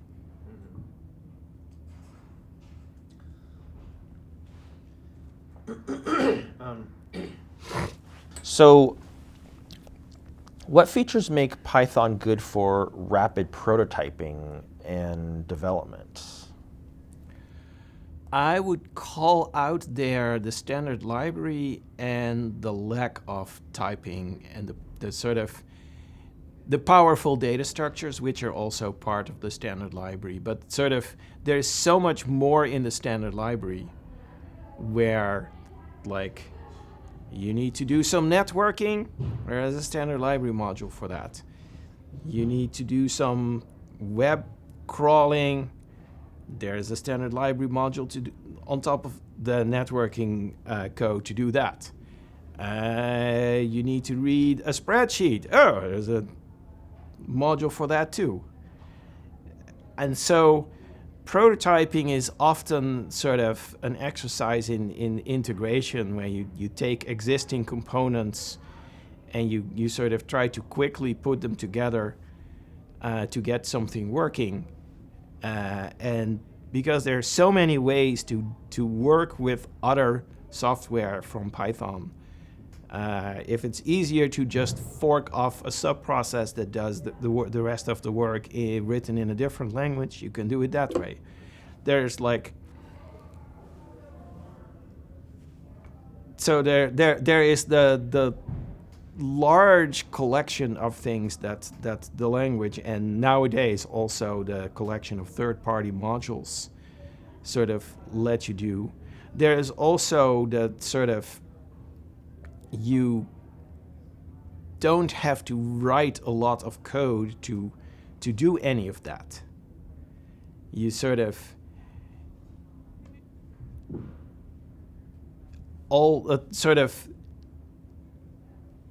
if what you want to do is 3 operations, it's probably 3 or 4 lines of code. There's no boilerplate or overhead. You don't have to sort of prepare, set up, declare, check. Exceptions are another example. If in a prototype, often you want to play loose and fast with sort of exception handling or error handling. And you'll say, okay, we'll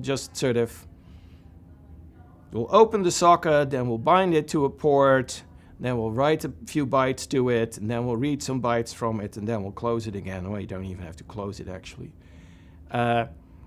Implicit is that if any of the operations fail, you don't have to write error checking code.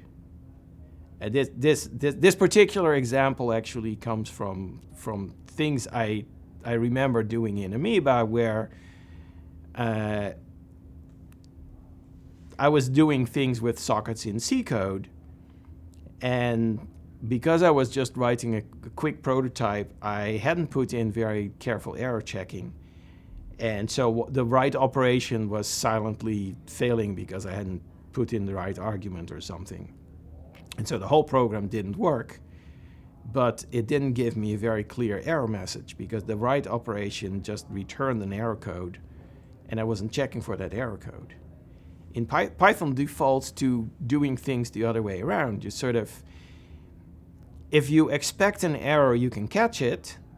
It's not like everything is a panic. But if you expect things to go right and somehow you make a mistake, the mistake will sort of be brought to your attention. I remember a very early version of Python did not have thorough integer overflow checking. And then I was writing a little program that I was copying from a book, and I couldn't get it to work. And the reason was that, unbeknownst to me, the program was manipulating very large numbers, like in the order of hundreds of digits. And that very early version of Python didn't have protection against that. And so I was essentially having the same problem you would have if I had sort of written it down in C. And so that, I think that afternoon, once I had debugged my problem, I decided Python will check on overflow on all arithmetic operations, because we don't want errors to sort of fail silently. This eventually became sort of part of the zen of Python.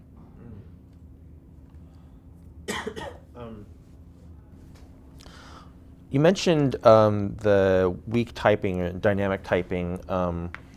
So Python is an object-oriented language with a dynamic runtime, dynamic typing and binding. What inspired this feature? Were you familiar with Lisp or Smalltalk? In fact, I was not. Well, I had spent probably a few afternoons playing with Lisp. I had probably heard of Smalltalk, but never gotten my hands on a Smalltalk system at that point. And I had forgotten everything about Lisp by the time I was on Python's design. It actually came from sort of the implementation of ABC. Oh. So ABC was technically, it was strongly or statically typed, but it sort of, like Python, ABC also did not have type declarations. But instead it had a type checker somewhat similar to what you find in Haskell these days, much more sort of constrained. But basically it would say if you have an argument A and we see an operation where you say A plus 1 anywhere in your function, then we conclude that A must be a number. And ABC had cleverly spelled all the operations differently, so you could always tell from the operation whether something was a string or a number or some other data type. And one of the weakest parts of ABC's implementation was the type checker, because the Lambert's prototype did not have a type checker. And the runtime was actually sort of safe in a sense without relying on the type checker. So in C++, if you manage to smuggle something past the compiler's type checking, you can probably also use that to crash your program.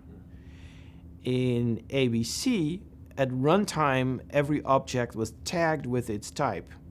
So there were two notions of type. The compiler that during the type checking phase would sort of eventually discover, oh, this variable is a number. But quite separately, in the interpreter, the implementation, it would essentially have objects, and it would say this object is a number, and that object is a tuple. And the interpreter, once you got past the type checker, the interpreter would not actually care about the types in the program, but it would care about the types of the objects. And if you try to use the concatenate operation on an object that was not actually a string, it would issue a runtime error. And so I was quite familiar with that sort of implementation technique. There was sort of a backdoor in ABC where if you had separate functions, if you used it interactively, sometimes the type checker wouldn't know about the types of a different function, and then the dynamic type checking the runtime type checking would always take over. So the runtime checking in ABC was sort of the safety measure, and the static checker in the compiler was more for looks, or to sort of find bugs early if you could. So I didn't quite understand the algorithm that the static checker in ABC was using. I didn't know if that had been implemented by someone else, or if I had just sort of taken the description and implemented it without really understanding why it was the way it was. It was probably someone else who did it. So I never had much love for that particular aspect of ABC, so I just left it out from Python. Again, just to save myself time, because it was like a skunkworks project that I had to do in my spare time, and I wasn't planning to spend more than a few months on it. And so every shortcut I could take, including, just leave out portions of the language that I didn't care much about anyway, was sort of saved me time. But the runtime checking was sort of always important, because I was really tired of core dumps. Right. But I mean, that puts Python in sort of this family of languages like Smalltalk, Lisp, Ruby, and JavaScript. Yeah, JavaScript that are known for runtime type checking, and there are arguments sort of going both ways about whether dynamic typing makes a programmer more productive in certain ways versus static typing makes certain bugs easier to find. That's one of those arguments that keeps going around, and where probably sort of studying history carefully will be useful for future generations. I know that when I started with Python, dynamic checking was in the doghouse.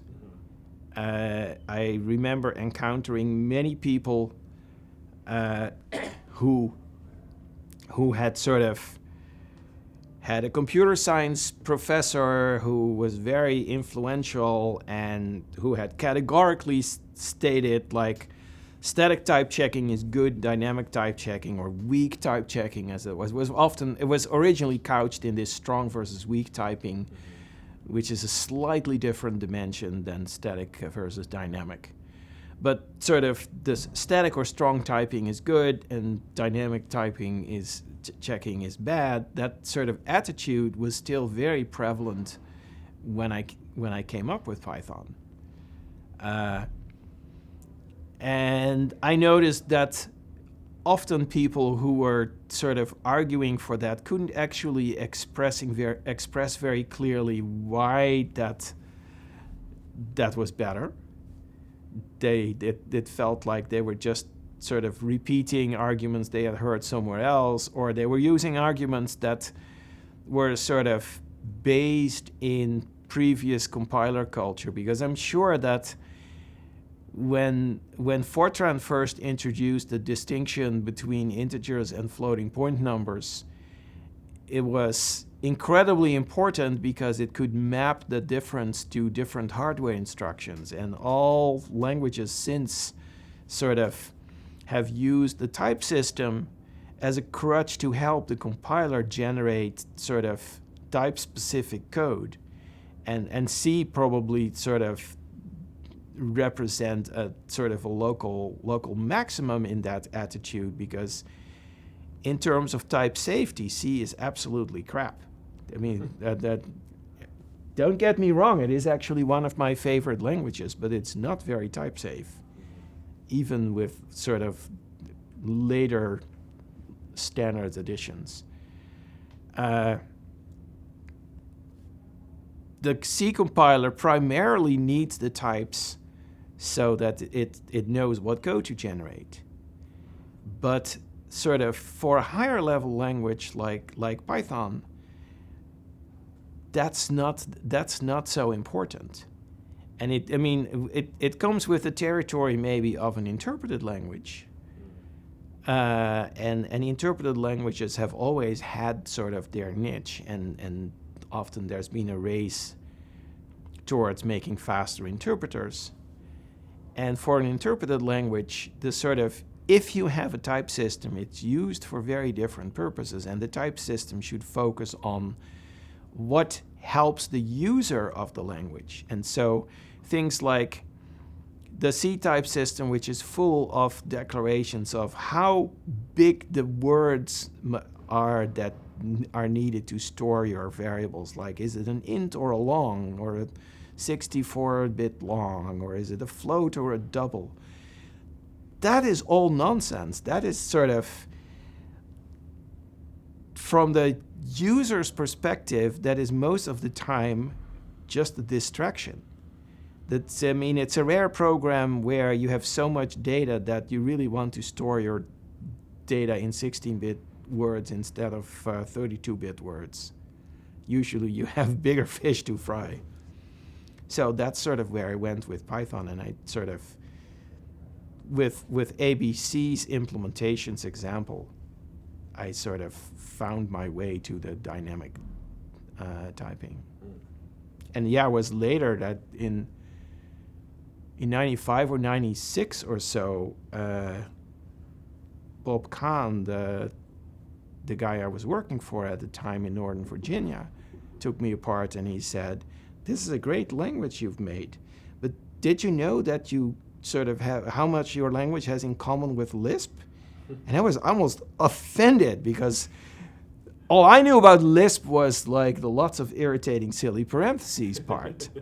But the sort of the dynamic type checking part, I was the whole sort of runtime system, that I wasn't really aware that was really where Lisp was big, because there was no one around when I learned to program who was ever using Lisp. I think maybe it was one of those languages that Tannenbaum used sort of in his class of 7 esoteric languages. And it seems like dynamic languages have had sort of they were pretty popular maybe 5 years ago or so, and in the meantime, like a lot of the newer languages that have been designed that have come up, like Go and Kotlin and Swift and things, have been statically typed languages. Why is that? What do you think is the cause of this trend? It's an interesting development that dynamically typed languages were sort of effective, but sort of not very much respected in the 90s. But sort of the internet was sort of built by a variety of dynamic languages. Between Perl, Python, and JavaScript, so much internet stuff was built in using dynamic languages because of the programmer productivity and sort of being able to quickly throw together prototypes or things that sort of do a bunch of functionality without necessarily having to be super fast has been incredibly valuable. And slowly, dynamic languages gained more respect.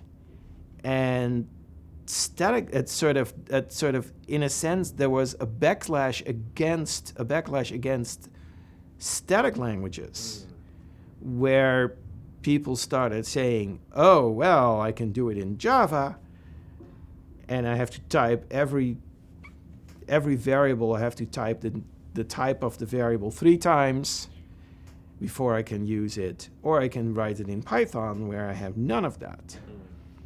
And so eventually sort of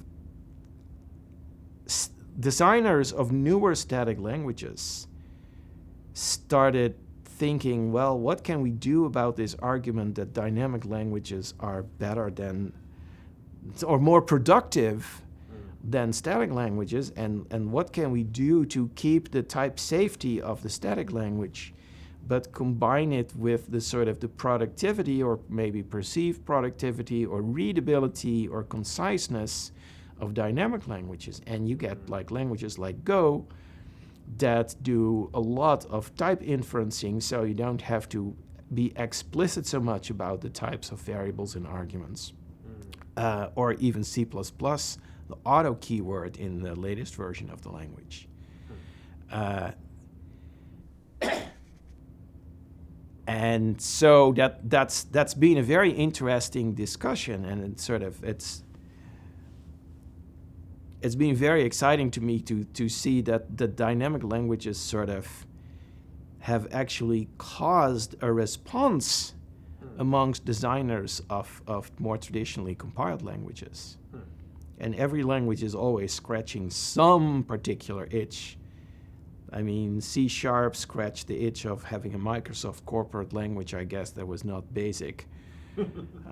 Swift scratched the itch of having something that was a little better than Objective-C, especially for iOS. Go, I think the itch that it originally tried to scratch was just compiling faster than C++. And I think Rust is all about memory safety, which has been a challenge for many other languages. So, yeah, I'm happy this is happening. In the meantime, there is also a sort of a recent development in the Python world where we're now experimenting with optional static typing for Python, where actually using a similar model like the static type check in ABC, but sort of more extreme. The type checker is actually a separate program that you don't have to run. It's voluntary, like a linter. But we're experimenting with that. And so what I've eventually learned is that the advantages of dynamic languages are more pronounced for small to mid-sized scales, and for really large code bases, static languages, despite all their visual overhead and sort of compilation cycles and build tools have their uses too. I mean, when very large teams build very large pieces of software, the static types actually are not redundant. That brings up a really interesting point that I wanted to get into, which is about sort of how Python is able to scale. I mean, you mentioned Python's extensive use on the web. Python is used for anything from small scripts and glue code all the way to large production web servers, web applications. So what makes it so versatile, and what makes it able to, be robust enough to produce good, and well-engineered production code? Well, production code is usually not all that well engineered. Well, that's also not true, but they're sort of, production code is not necessarily well engineered, and sometimes there's sort of the engineering that goes into making production code production ready is a very different kind of engineering that goes into writing code well. There's a whole bunch of tooling around that.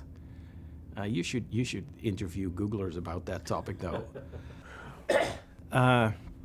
But I think Python's extensibility has been the key to making it work well for such a sort of a large dynamic range of application areas, like from very small to pretty large, and across like web and data science and other forms of science. Extensions really have been key to that, because if your problem involves looping over a matrix of 1,000 by 1,000 numbers or 1,000,000 by 1,000,000 numbers, Python's for loop is not the fastest for loop in the universe. But you don't actually have to write that as a Python for loop, because you can use a NumPy extension that has the for loop, the whole algorithm that you want to run, whether it's a matrix transform or a filter or dimensional reduction, whatever. There are libraries written in C, C++, Fortran sometimes, that have interfaces that make it very easy to use them from Python code. And that is really the secret for the sort of much of the large scaled use of Python. The sort of like in data science, and this started, I think, in the late 90s. There were people at Lawrence Livermore National Labs across the bay who were using Python to replace a homegrown scripting language that was basically a glue language that glued together all their dusty Fortran and C++ decks. But previously they had been either writing some dead-end homegrown scripting language or C++ as the sort of the main deriving language. And they switched sort of to linking everything to Python, but using Python to drive the dusty decks. And sort of Python just tells the dusty decks, here's the file, and this is the format, and this is the operation I want you to do. And sort of it gave the scientists just the right toolkit, and that sort of the scientists who were previously doing that in C++ would constantly struggle with the C++ compiler and syntax, and one missed comma or semicolon would sort of cause everything to go mysteriously wrong, or they would bang their head against the wall. So that trend has sort of 20 years or so of gluing numerical code together with Python. And ironically, that's the numerical stuff is the stuff I never liked in college. I still don't understand it. But there's a whole community of people who maintain and create libraries for use in Python so that scientists can sort of feed their data into these libraries without having to know C++ or Fortran. But sort of all the sort of performance critical code is actually written in C++ or Fortran. They just don't have to write any new C++ or Fortran. And on the web, it's sort of a somewhat different story. But again, at some point, a web application probably is just an interface to a database. That database is MySQL or some other SQL variation. That's all written super optimized, and it sort of does query optimization, and you can sort of have teams of database administrators sometimes who can put the right indexes in. The web application just sort of takes input from the web, turns it into a query that it runs against the database, and then turns the output, does light processing on the output of the query, and runs it through a templating engine. The templating engines are these days usually also written in C++ as Python extensions to generate HTML. Or the modern way of doing that, of course, is you just send JSON data to the browser, and there is JavaScript in the browser that renders it. But again, the Python code sort of does not do the heavy lifting, but it controls how all the sort of heavy lifting components are composed together. And that is in some sense also that Unix philosophy of making tools that work together. Right. So that sounds like, I mean, so that gets around sort of this, perceived performance disadvantage that Python has of having a dynamic runtime. That I've heard a similar argument about Objective-C actually, where like totally, yeah, where all the performance critical code in Objective-C is actually straight C. Exactly. Yeah. but it's not so straight, but right. Yeah. Yeah. So yeah, it sounds very similar. Could you talk a bit more about how why Python has been so successful on the web? It's still hard for me to get my head around that, to be honest. That sort of I've never particularly pushed that. I remember in 94 or 95, someone observed that there was this thing called CGI on the web. I mean, previously web servers had mostly been serving static HTML, and it was still a novelty to see images embedded in that HTML.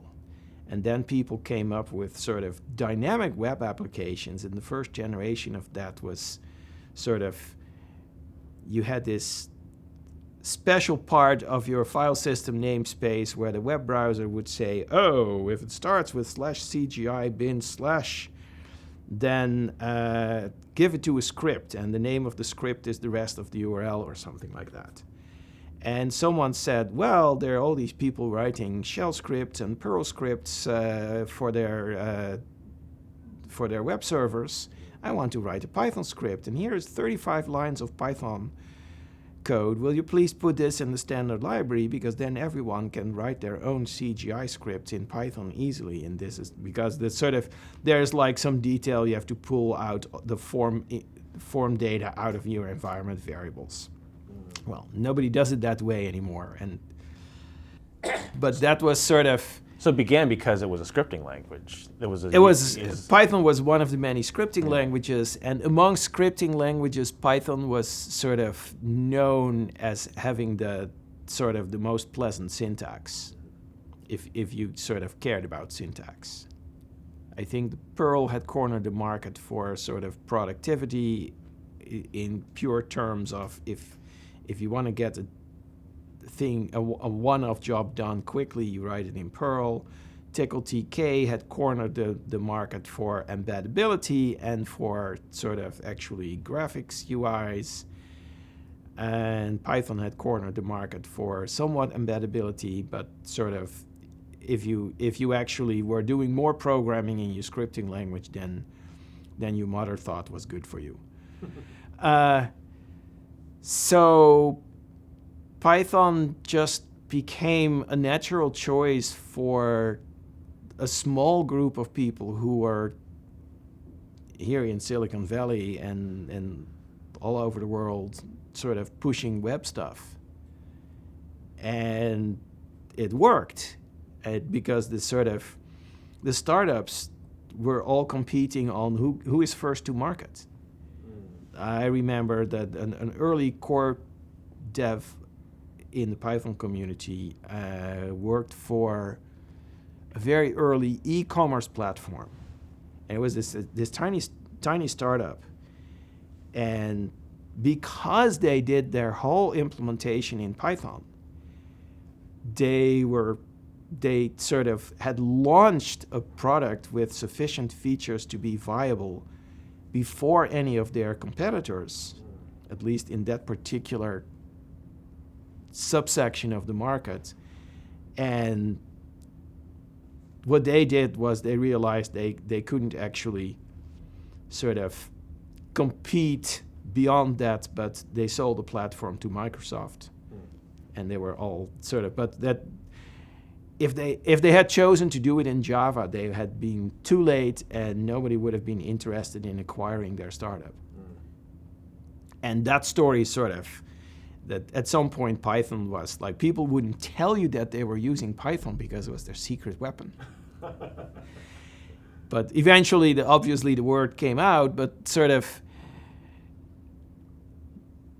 that is sort of where Python's productivity and sort of all the things that went into this, from the large standard library to the active community to my sort of sense of keeping the design coherent, all sort of came together and contributed to the success. Earlier you mentioned the Zen of Python. So that's sort of this list of 19 sort of aphorisms that technically it's a poem. Oh, that's true. The author says that it's a poem. But yeah, they're aphorisms. So that sort of lay out the philosophy of Python. So I'll just name off the first couple, like beautiful is better than ugly, explicit is better than implicit, simple is better than complex. So how did this come about, and how does this reflect your view of Python and also the values of the Python community? So it was written by a guy named Tim Peters, who I think first showed up in the Python community in the early 90s. He was actually a compiler expert working for some unknown mainframe company. And he somehow decided that he enjoyed working on Python and working with Python in his spare time. And he started giving me advice. He was the first to observe that I had done something stupid with integers and floating point numbers. And he told me in a very friendly but sort of full of authority way that I should change that. And that sort of became I think that was one of the starting points of a very long-lasting relationship where he's been just a great collaborator. And I think in 2000, we finally started working together in a startup that was a terrible thing, that startup, but it got Tim Peters sort of out to Northern Virginia to work with me, and that was good. And I think during those days, he had been sort of guiding many newbies and others on the Python mailing lists, giving excellent advice, always answering questions. He had this thing, channeling Guido, where he knew how I thought about language design, and he could articulate it well and explain it well to people who were asking questions, and he kept them from bugging me. And so he knew Python very well. At the time, I think he probably knew it better than anyone besides me.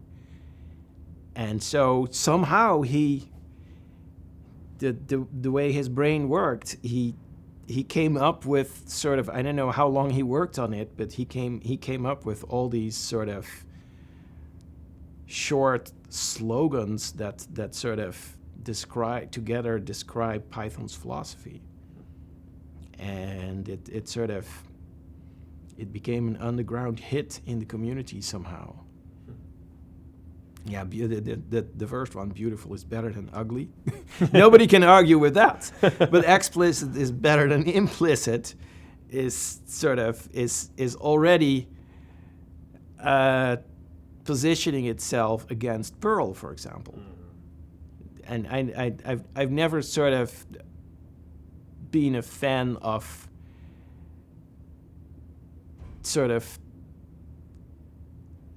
the time of language debate where you say this language is better than that.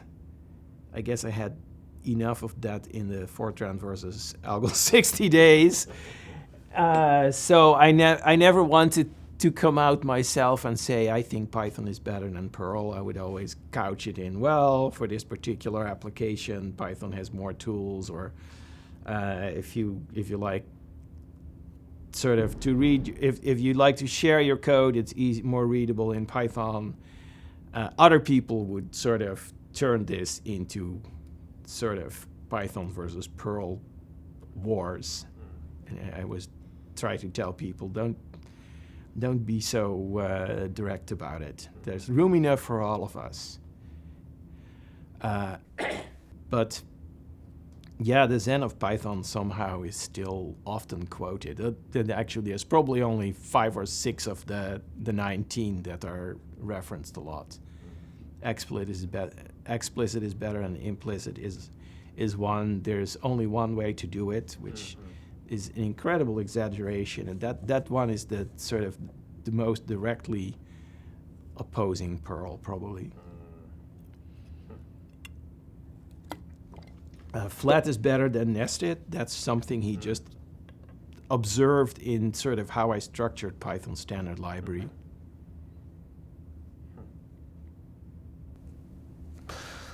So let's talk about the community and also open source. So how did you get involved in the open source community, and what led you to open source Python? Well, so first, chronologically, Python was open source before the term open source had even been invented.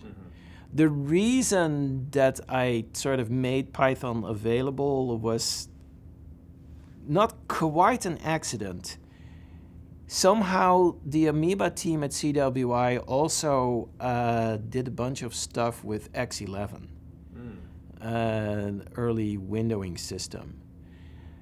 X11 was created by this collaboration between industry and academia, and to save everyone trouble, it was licensed under something that was essentially what is still known as the MIT license. It's now a famous open source license. At the time, it was just the license. I think it was just the X11 license, or that's the only one that I knew. When I released Python in, I think, February '91, I realized that there had to be a license on there. I mean, smaller bits of source code or bits of code that were written by sort of individuals in their spare time were often released as freeware, and various other things, including shareware, where you sort of were asked to pay but not required to pay. This is a whole bunch of variations. I had a day job. I mean, CWI paid me a salary, so I didn't want to make money off Python. I was also not very commercially interested. But I felt there had to be a license, and I had seen that X11 license as sort of a good example of a software license that was short enough that I could understand it and that looked like it was entirely unoffensive to people who would possibly want to use it. And so, I don't know, the week before we were planning the release, I went to some assistant, I think, of CWI's management who went over legal business. And I said, hey, we're going to release this piece of source code, and we don't want to make money off it. It wasn't made for money. It was sort of it's a byproduct of a bit of research that we're doing. Would you be okay if I used this particular license? And she said, okay, I'll get back to you on that. And I don't know, I think that within a day or a few days, she said, sure, yeah, the management has signed off on that. I have no idea if she just signed off on it herself or if she had to go to the director or how that worked. But that was that, and we released it with, and I always sort of try to make this Monty Python joke. It was the MIT license with MIT crossed out and CWI written in crayon. And so all through the 90s, Python went out with that license. When I moved to the US and started working for CNRI, their lawyers were not so keen on that license, but they realized that it had been released under that license for a long time and they couldn't really change it, at least not immediately. They asked me to add one sort of innocent paragraph, sort of recognizing that CNRI also had something to do with it. And then I think maybe through Tim O'Reilly, who was probably already publishing a Python book, this was like the second half of the 90s, I got in touch with a guy named Eric Raymond.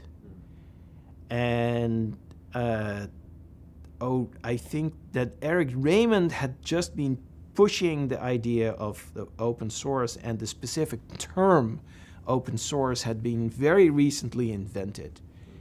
And I think that Tim O'Reilly invited me to come to the West Coast for a few days for the very first open source summit, where a bunch of people who had created or worked on big open source projects or free software projects were all getting together and sort of agreeing that they should use this term, because there was an issue of terminology. There was also the Free Software Foundation, Richard Stallman's organization, the GNU project, who were in my view, their attitude is the more communist view of the world. We want everything to be free. And they were like in contrast with Eric Raymond's side of the party, which was more make it free so that everyone can benefit without sort of enforcing things on others. And because Python was essentially open source because the license was just a copy of the MIT license, and because somebody recognized that Python was sort of an influential thing, they invited me to that meeting. I also remember that around the same time, or probably just before that time, someone else who was a little more tuned into that world, another Python core developer, was sort of asking me, so from now on, are we going to call Python open source instead of what I don't know what we used before? Maybe we just said Python is free software. And at first I thought, well, why should we use this different terminology? But I think after I had met Eric Raymond, I was sold on the ideas. Could you talk a bit about how the community around Python grew?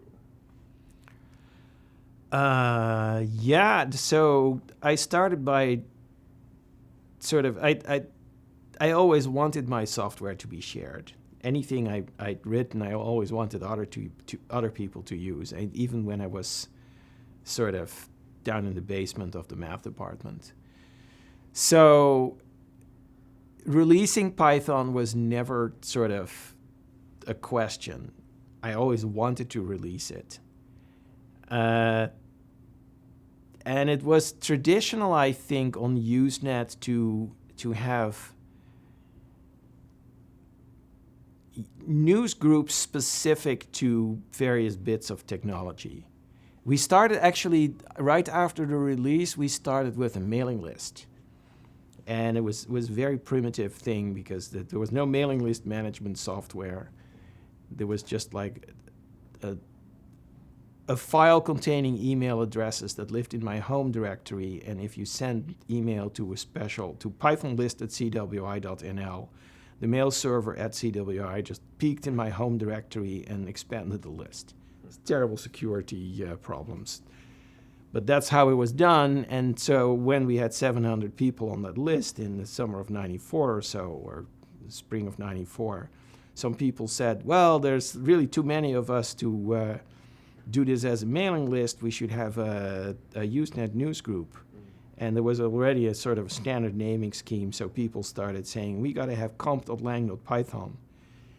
And I was an avid reader of comp.lang.everything, but I didn't know how to create new ones, and I knew that there was some kind of bureaucracy. So I told my followers, well, if you want a news group, go figure out how to do it, and then just do it. And I'll start using it. And so people did it. And then people said, well, we want to have a physical get-together of Python users. And someone said, okay, I'll try to organize that. And we had the first Python workshop. That's where I also got this job offer in the US, because the workshop was in Northern Virginia. Actually, no, the workshop was in Maryland at NIST. Okay. So the community just sort of grew itself. There were more and more people who sort of thought, this is a cool language. Guido is a nice person, and he's responsive. Because the one thing I cared about was sort of keeping people happy. So if people sent me a cool idea, then if they send me code, there was likely that I would just sort of merge that code into Python. If they sent me an idea, sometimes I would sort of implement the idea if I liked it. If they send me something I didn't like, was sort of direct enough to say, oh, I don't like that, or you can solve that problem much simpler without changing the language. But there was a lot of interactivity, and I guess people sort of liked that style of online community, and like so many other online communities started growing around the same times, of course. And so that first workshop, with everybody who went to that workshop was super happy and proud. And so someone volunteered to organize the second Python workshop. And then someone organized the third Python workshop. And before we knew it, we had hundreds of people showing up. And it was like an annual business instead of every 6 months. And so it's always been, the community has sort of grown itself and self-organized. And whenever there were things that weren't working right, somehow people started sort of asking for help or for direction or proposing changes. And so we sort of got our release versioning sorted out, and we got a process for proposing changes to the language so that debates don't sort of go on forever or get restarted every 6 months. And we're still learning, we're still growing, and we always look for good ideas in other communities, other languages, other big software systems. But sometimes we also sort of lead the way, that sort of Python enhancement proposal system, which we actually sort of borrowed from the IETF's RFC system, but we toned it down. The RFCs are very sort of strict. So we tweaked that a bit, and then other languages started doing the same thing. So then, it seems like in the beginning, you when you just had a mailing list, then people would email you their contributions directly, and you would integrate them directly. At what point was there a more formal contribution process where there was like source control and everything, and a repository and things like that? Well, so originally I had source control, but it wasn't shared. There was no server. I have commits going back to, I think, August of 1990. So the first 8 months or so are lost. I mean, it's just one initial commit that has Python as it was in 1990. But after that, everything was done through source control, and we've used every single source control system that was invented since then, I think. But originally, I did all the review, and I merged everything into the repository, and it wasn't shared. And the way that sort of things came out was just like regular releases. So I did like, I don't know, the first releases initially probably did a release every month or every few months or so. And sometimes there would be that sort of, if there was a screw up, there would be another release a week later. But not too often, because I learned from that and to sort of double check the releases. I think in the late 90s, when I worked at CNRI, the CNRI hosted an internal CVS server, and some of my colleagues who were also working on Python also had write access to that repository, so that lightened the load a bit. Then when we left CNRI, we switched to one of the first public source control servers, which was, what was it? I think it was Subversion, hosted by SourceForge. Yeah, and at the time, SourceForge was a really cool thing. Now it's this like, I don't know, it's the bad neighborhood of source control. But when it started, it was really cool. And we sort of, in 2000, when the whole Python Labs team left CNRI, and that's when we sort of also, when Tim Peters joined us as a team member, and we all worked for this horrible startup that collapsed within 6 months. And after that, we were rescued by a different startup that was a much better home for Python. But we innovated tremendously that year. And so that's also when the PEP system came up. Basically, suddenly we had 5 people, the whole Python Labs team, when we were doing nothing but Python. So we were improving the interpreter and every aspect of the language, but we were also working on the process, and sort of community management and websites and fighting a lawyer sometimes, and behind the scenes discussions with Stallman to make sure that it was both open source and GPL compatible. But the process sort of improved quite a bit. The community also yet again reinvented the conference cycle into a completely self-organized group called PyCon. Oh yeah, we created the Python Software Foundation, which is sort of technically the mother organization of PyCon, and also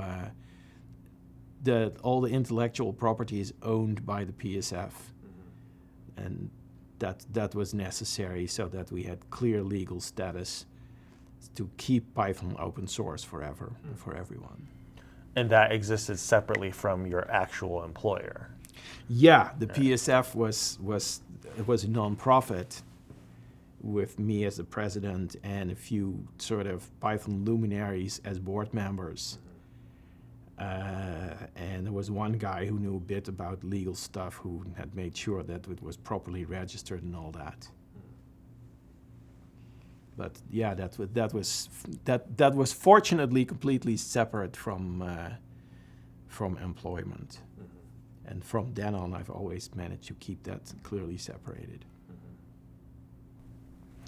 How did you become the benevolent dictator for life, the designated BD, the BDFL, the benevolent dictator for life. That was a joke title that was assigned during some meeting of a bunch of Python luminaries in the late 90s. And I don't know, an email that reports from that meeting, I think, is online. I forget what all the other titles were. They were all funny and all had very little to do with what people were actually doing. There wasn't really an organization. It was just a bunch of people interested in Python. But so I was given the title benevolent dictator for life, sort of reflecting the tension between being the sort of the lead designer and sort of having to balance my sense of what's right with what people actually want and what and deciding what to do if not everybody wants the same thing. And that's still then I'm still stuck with that role. Yeah. Well, and that's also another Monty Python reference, correct? It is not actually literally from Monty Python.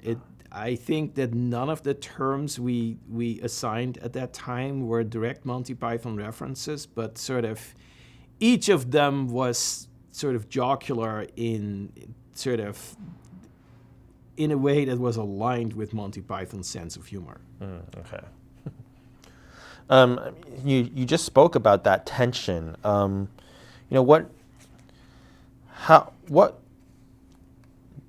Do open source projects need something like a benevolent dictator or at least a core group of maintainers who control the process? And how does that, how do you manage that tension between control and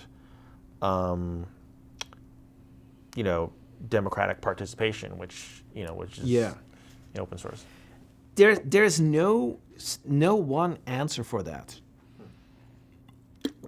I think every open source project needs some kind of structure, but depending on sort of the nature of the project and the nature of the people involved, many different structures work.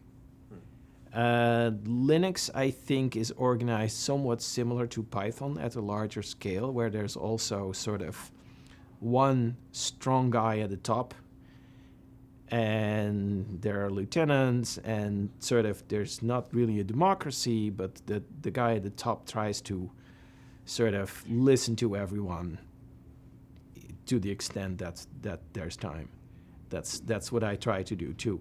I know the original Apache web server was created by a collective of people, none of which really wanted to sort of step forward and be the leader. And so they created an explicitly sort of not necessarily democratic structure, but they created a structure where there was like a group of leadership where everyone had the same power. I don't know if they still do it that way. There are many different sort of ways of organizing a project. A lot of small projects just start with one guy or one woman at the top, and often until the project is super successful, that one person is really the only developer. And some projects are incredibly successful with one developer and like everyone else is just a user. Some projects sort of quickly acquire other developers who are interested in contributing. If the project is healthy, then they find a structure where it's clear sort of where the buck stops, what sort of the ultimate responsibility is, who gets credit. It's sometimes possible for projects to sort of accidentally fall into success without having figured that out. And that's when you sort of get all kinds of unhealthy things where there could be infighting or just sort of disagreement on who gets credit for the project. I just read up about a project named 0MQ, where apparently at some point a number of the original developers just decided that they were tired of the project and they started sort of a clone of 0MQ under a different name. Usually those things don't end so well. But yeah, there are all sorts of different structures possible. I mean, there's Perl, where for the longest time Larry Wall was sort of where the buck stops. And then at some point, I think in the early 2000s, Larry decided that he wanted to focus on developing Perl 6. And Perl 5 was left in sort of, for a while, I think there was a leadership vacuum where that sort of the people who had previously been Larry's lieutenants suddenly had to figure out how to decide without being able to fall back on Larry. I think they've mostly figured it out, although I heard that recently there have been some continued arguments. I think maybe Perl 6 versus Perl 5 is now again an issue now that Perl 6 has finally been released.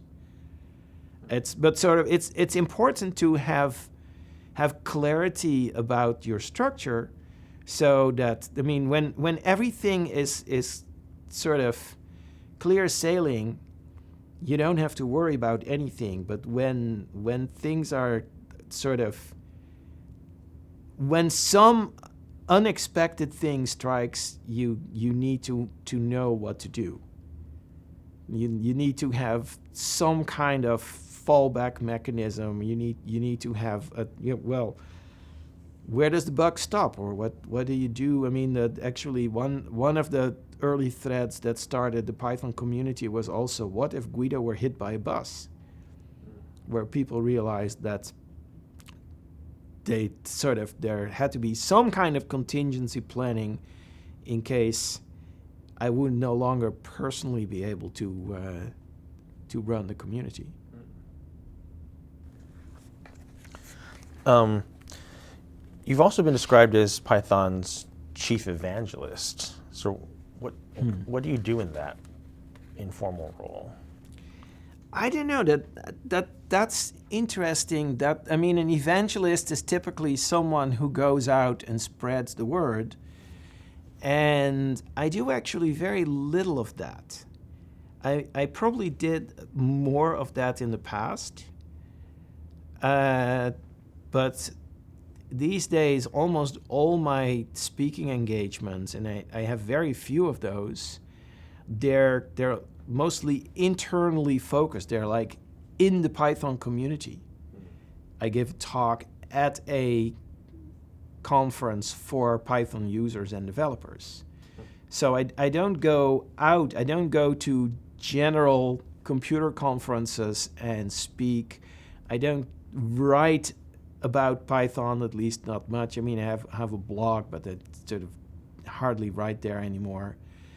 So the evangelism I do may be more sort of implicit, just through sort of being a good person and sort of encouraging the community to behave in a certain way and sort of make the whole community be the evangelists to the outside world, if there is such a thing. All right. How has the language, change in the language reflected the growth of the community or change in the community? Well, that sort of growth of the community and growth of the sort of Python user base, the main effect of that has been to slow down developments. That is not completely true, because sometimes it feels like we're changing the language more these days than maybe we did 5 years ago. But most of the time, I think most of the effect of growth has been to sort of become more conservative in language design. Like if in 92 you told me that a certain thing that Python had always done was completely ridiculous and should absolutely be changed, and maybe objectively that was it was the case that Python was doing the wrong thing, like not allowing integers to be added to floating point numbers. In 92, it was easy to change. I wasn't all that worried about what would happen to the user's code that was already written, because I was aware that most of the world's Python code hadn't been written yet, and the users were like early adopters, and they were very sort of supportive of change as long as the change was for the better. And now everybody always wants one new feature and they don't want anything else to change. But that was a very forgiving group of users. And like in the early 2000s, I remember being surprised at a Python conference where there was like a delegation of users came to me, and I think they had even selected another senior person to sort of represent them so that they were sure that I would hear them. They came to me and they said, Python is releasing new versions too fast. We can't keep up with the upgrades. Sort of, you gotta pace the releases. So ever since the early 2000s, Python has sort of had a release schedule where, with a few exceptions, but the general rule is releases are 18 to 24 months apart. Farther than that, it becomes awkward because you have to wait too long for a new feature to actually land. But shorter than a year and a half means that users are constantly struggling to keep up. And so that is a real change. And I expect that in the next decade we'll have to revisit that release cycle, and what we do with features versus bug fixes versus compatibilities. We'll have to change that again. Yeah, one of the things we also have is there is now, not only is the release cycle really slow, but we're also incredibly conservative in sort of compatibility.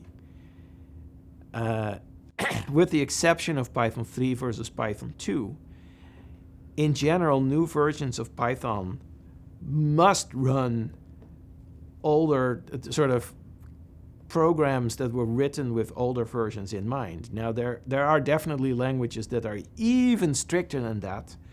Java is stricter. Well, Java also still has way more users than Python. C++ is even stricter. Again, C++ probably has even more users.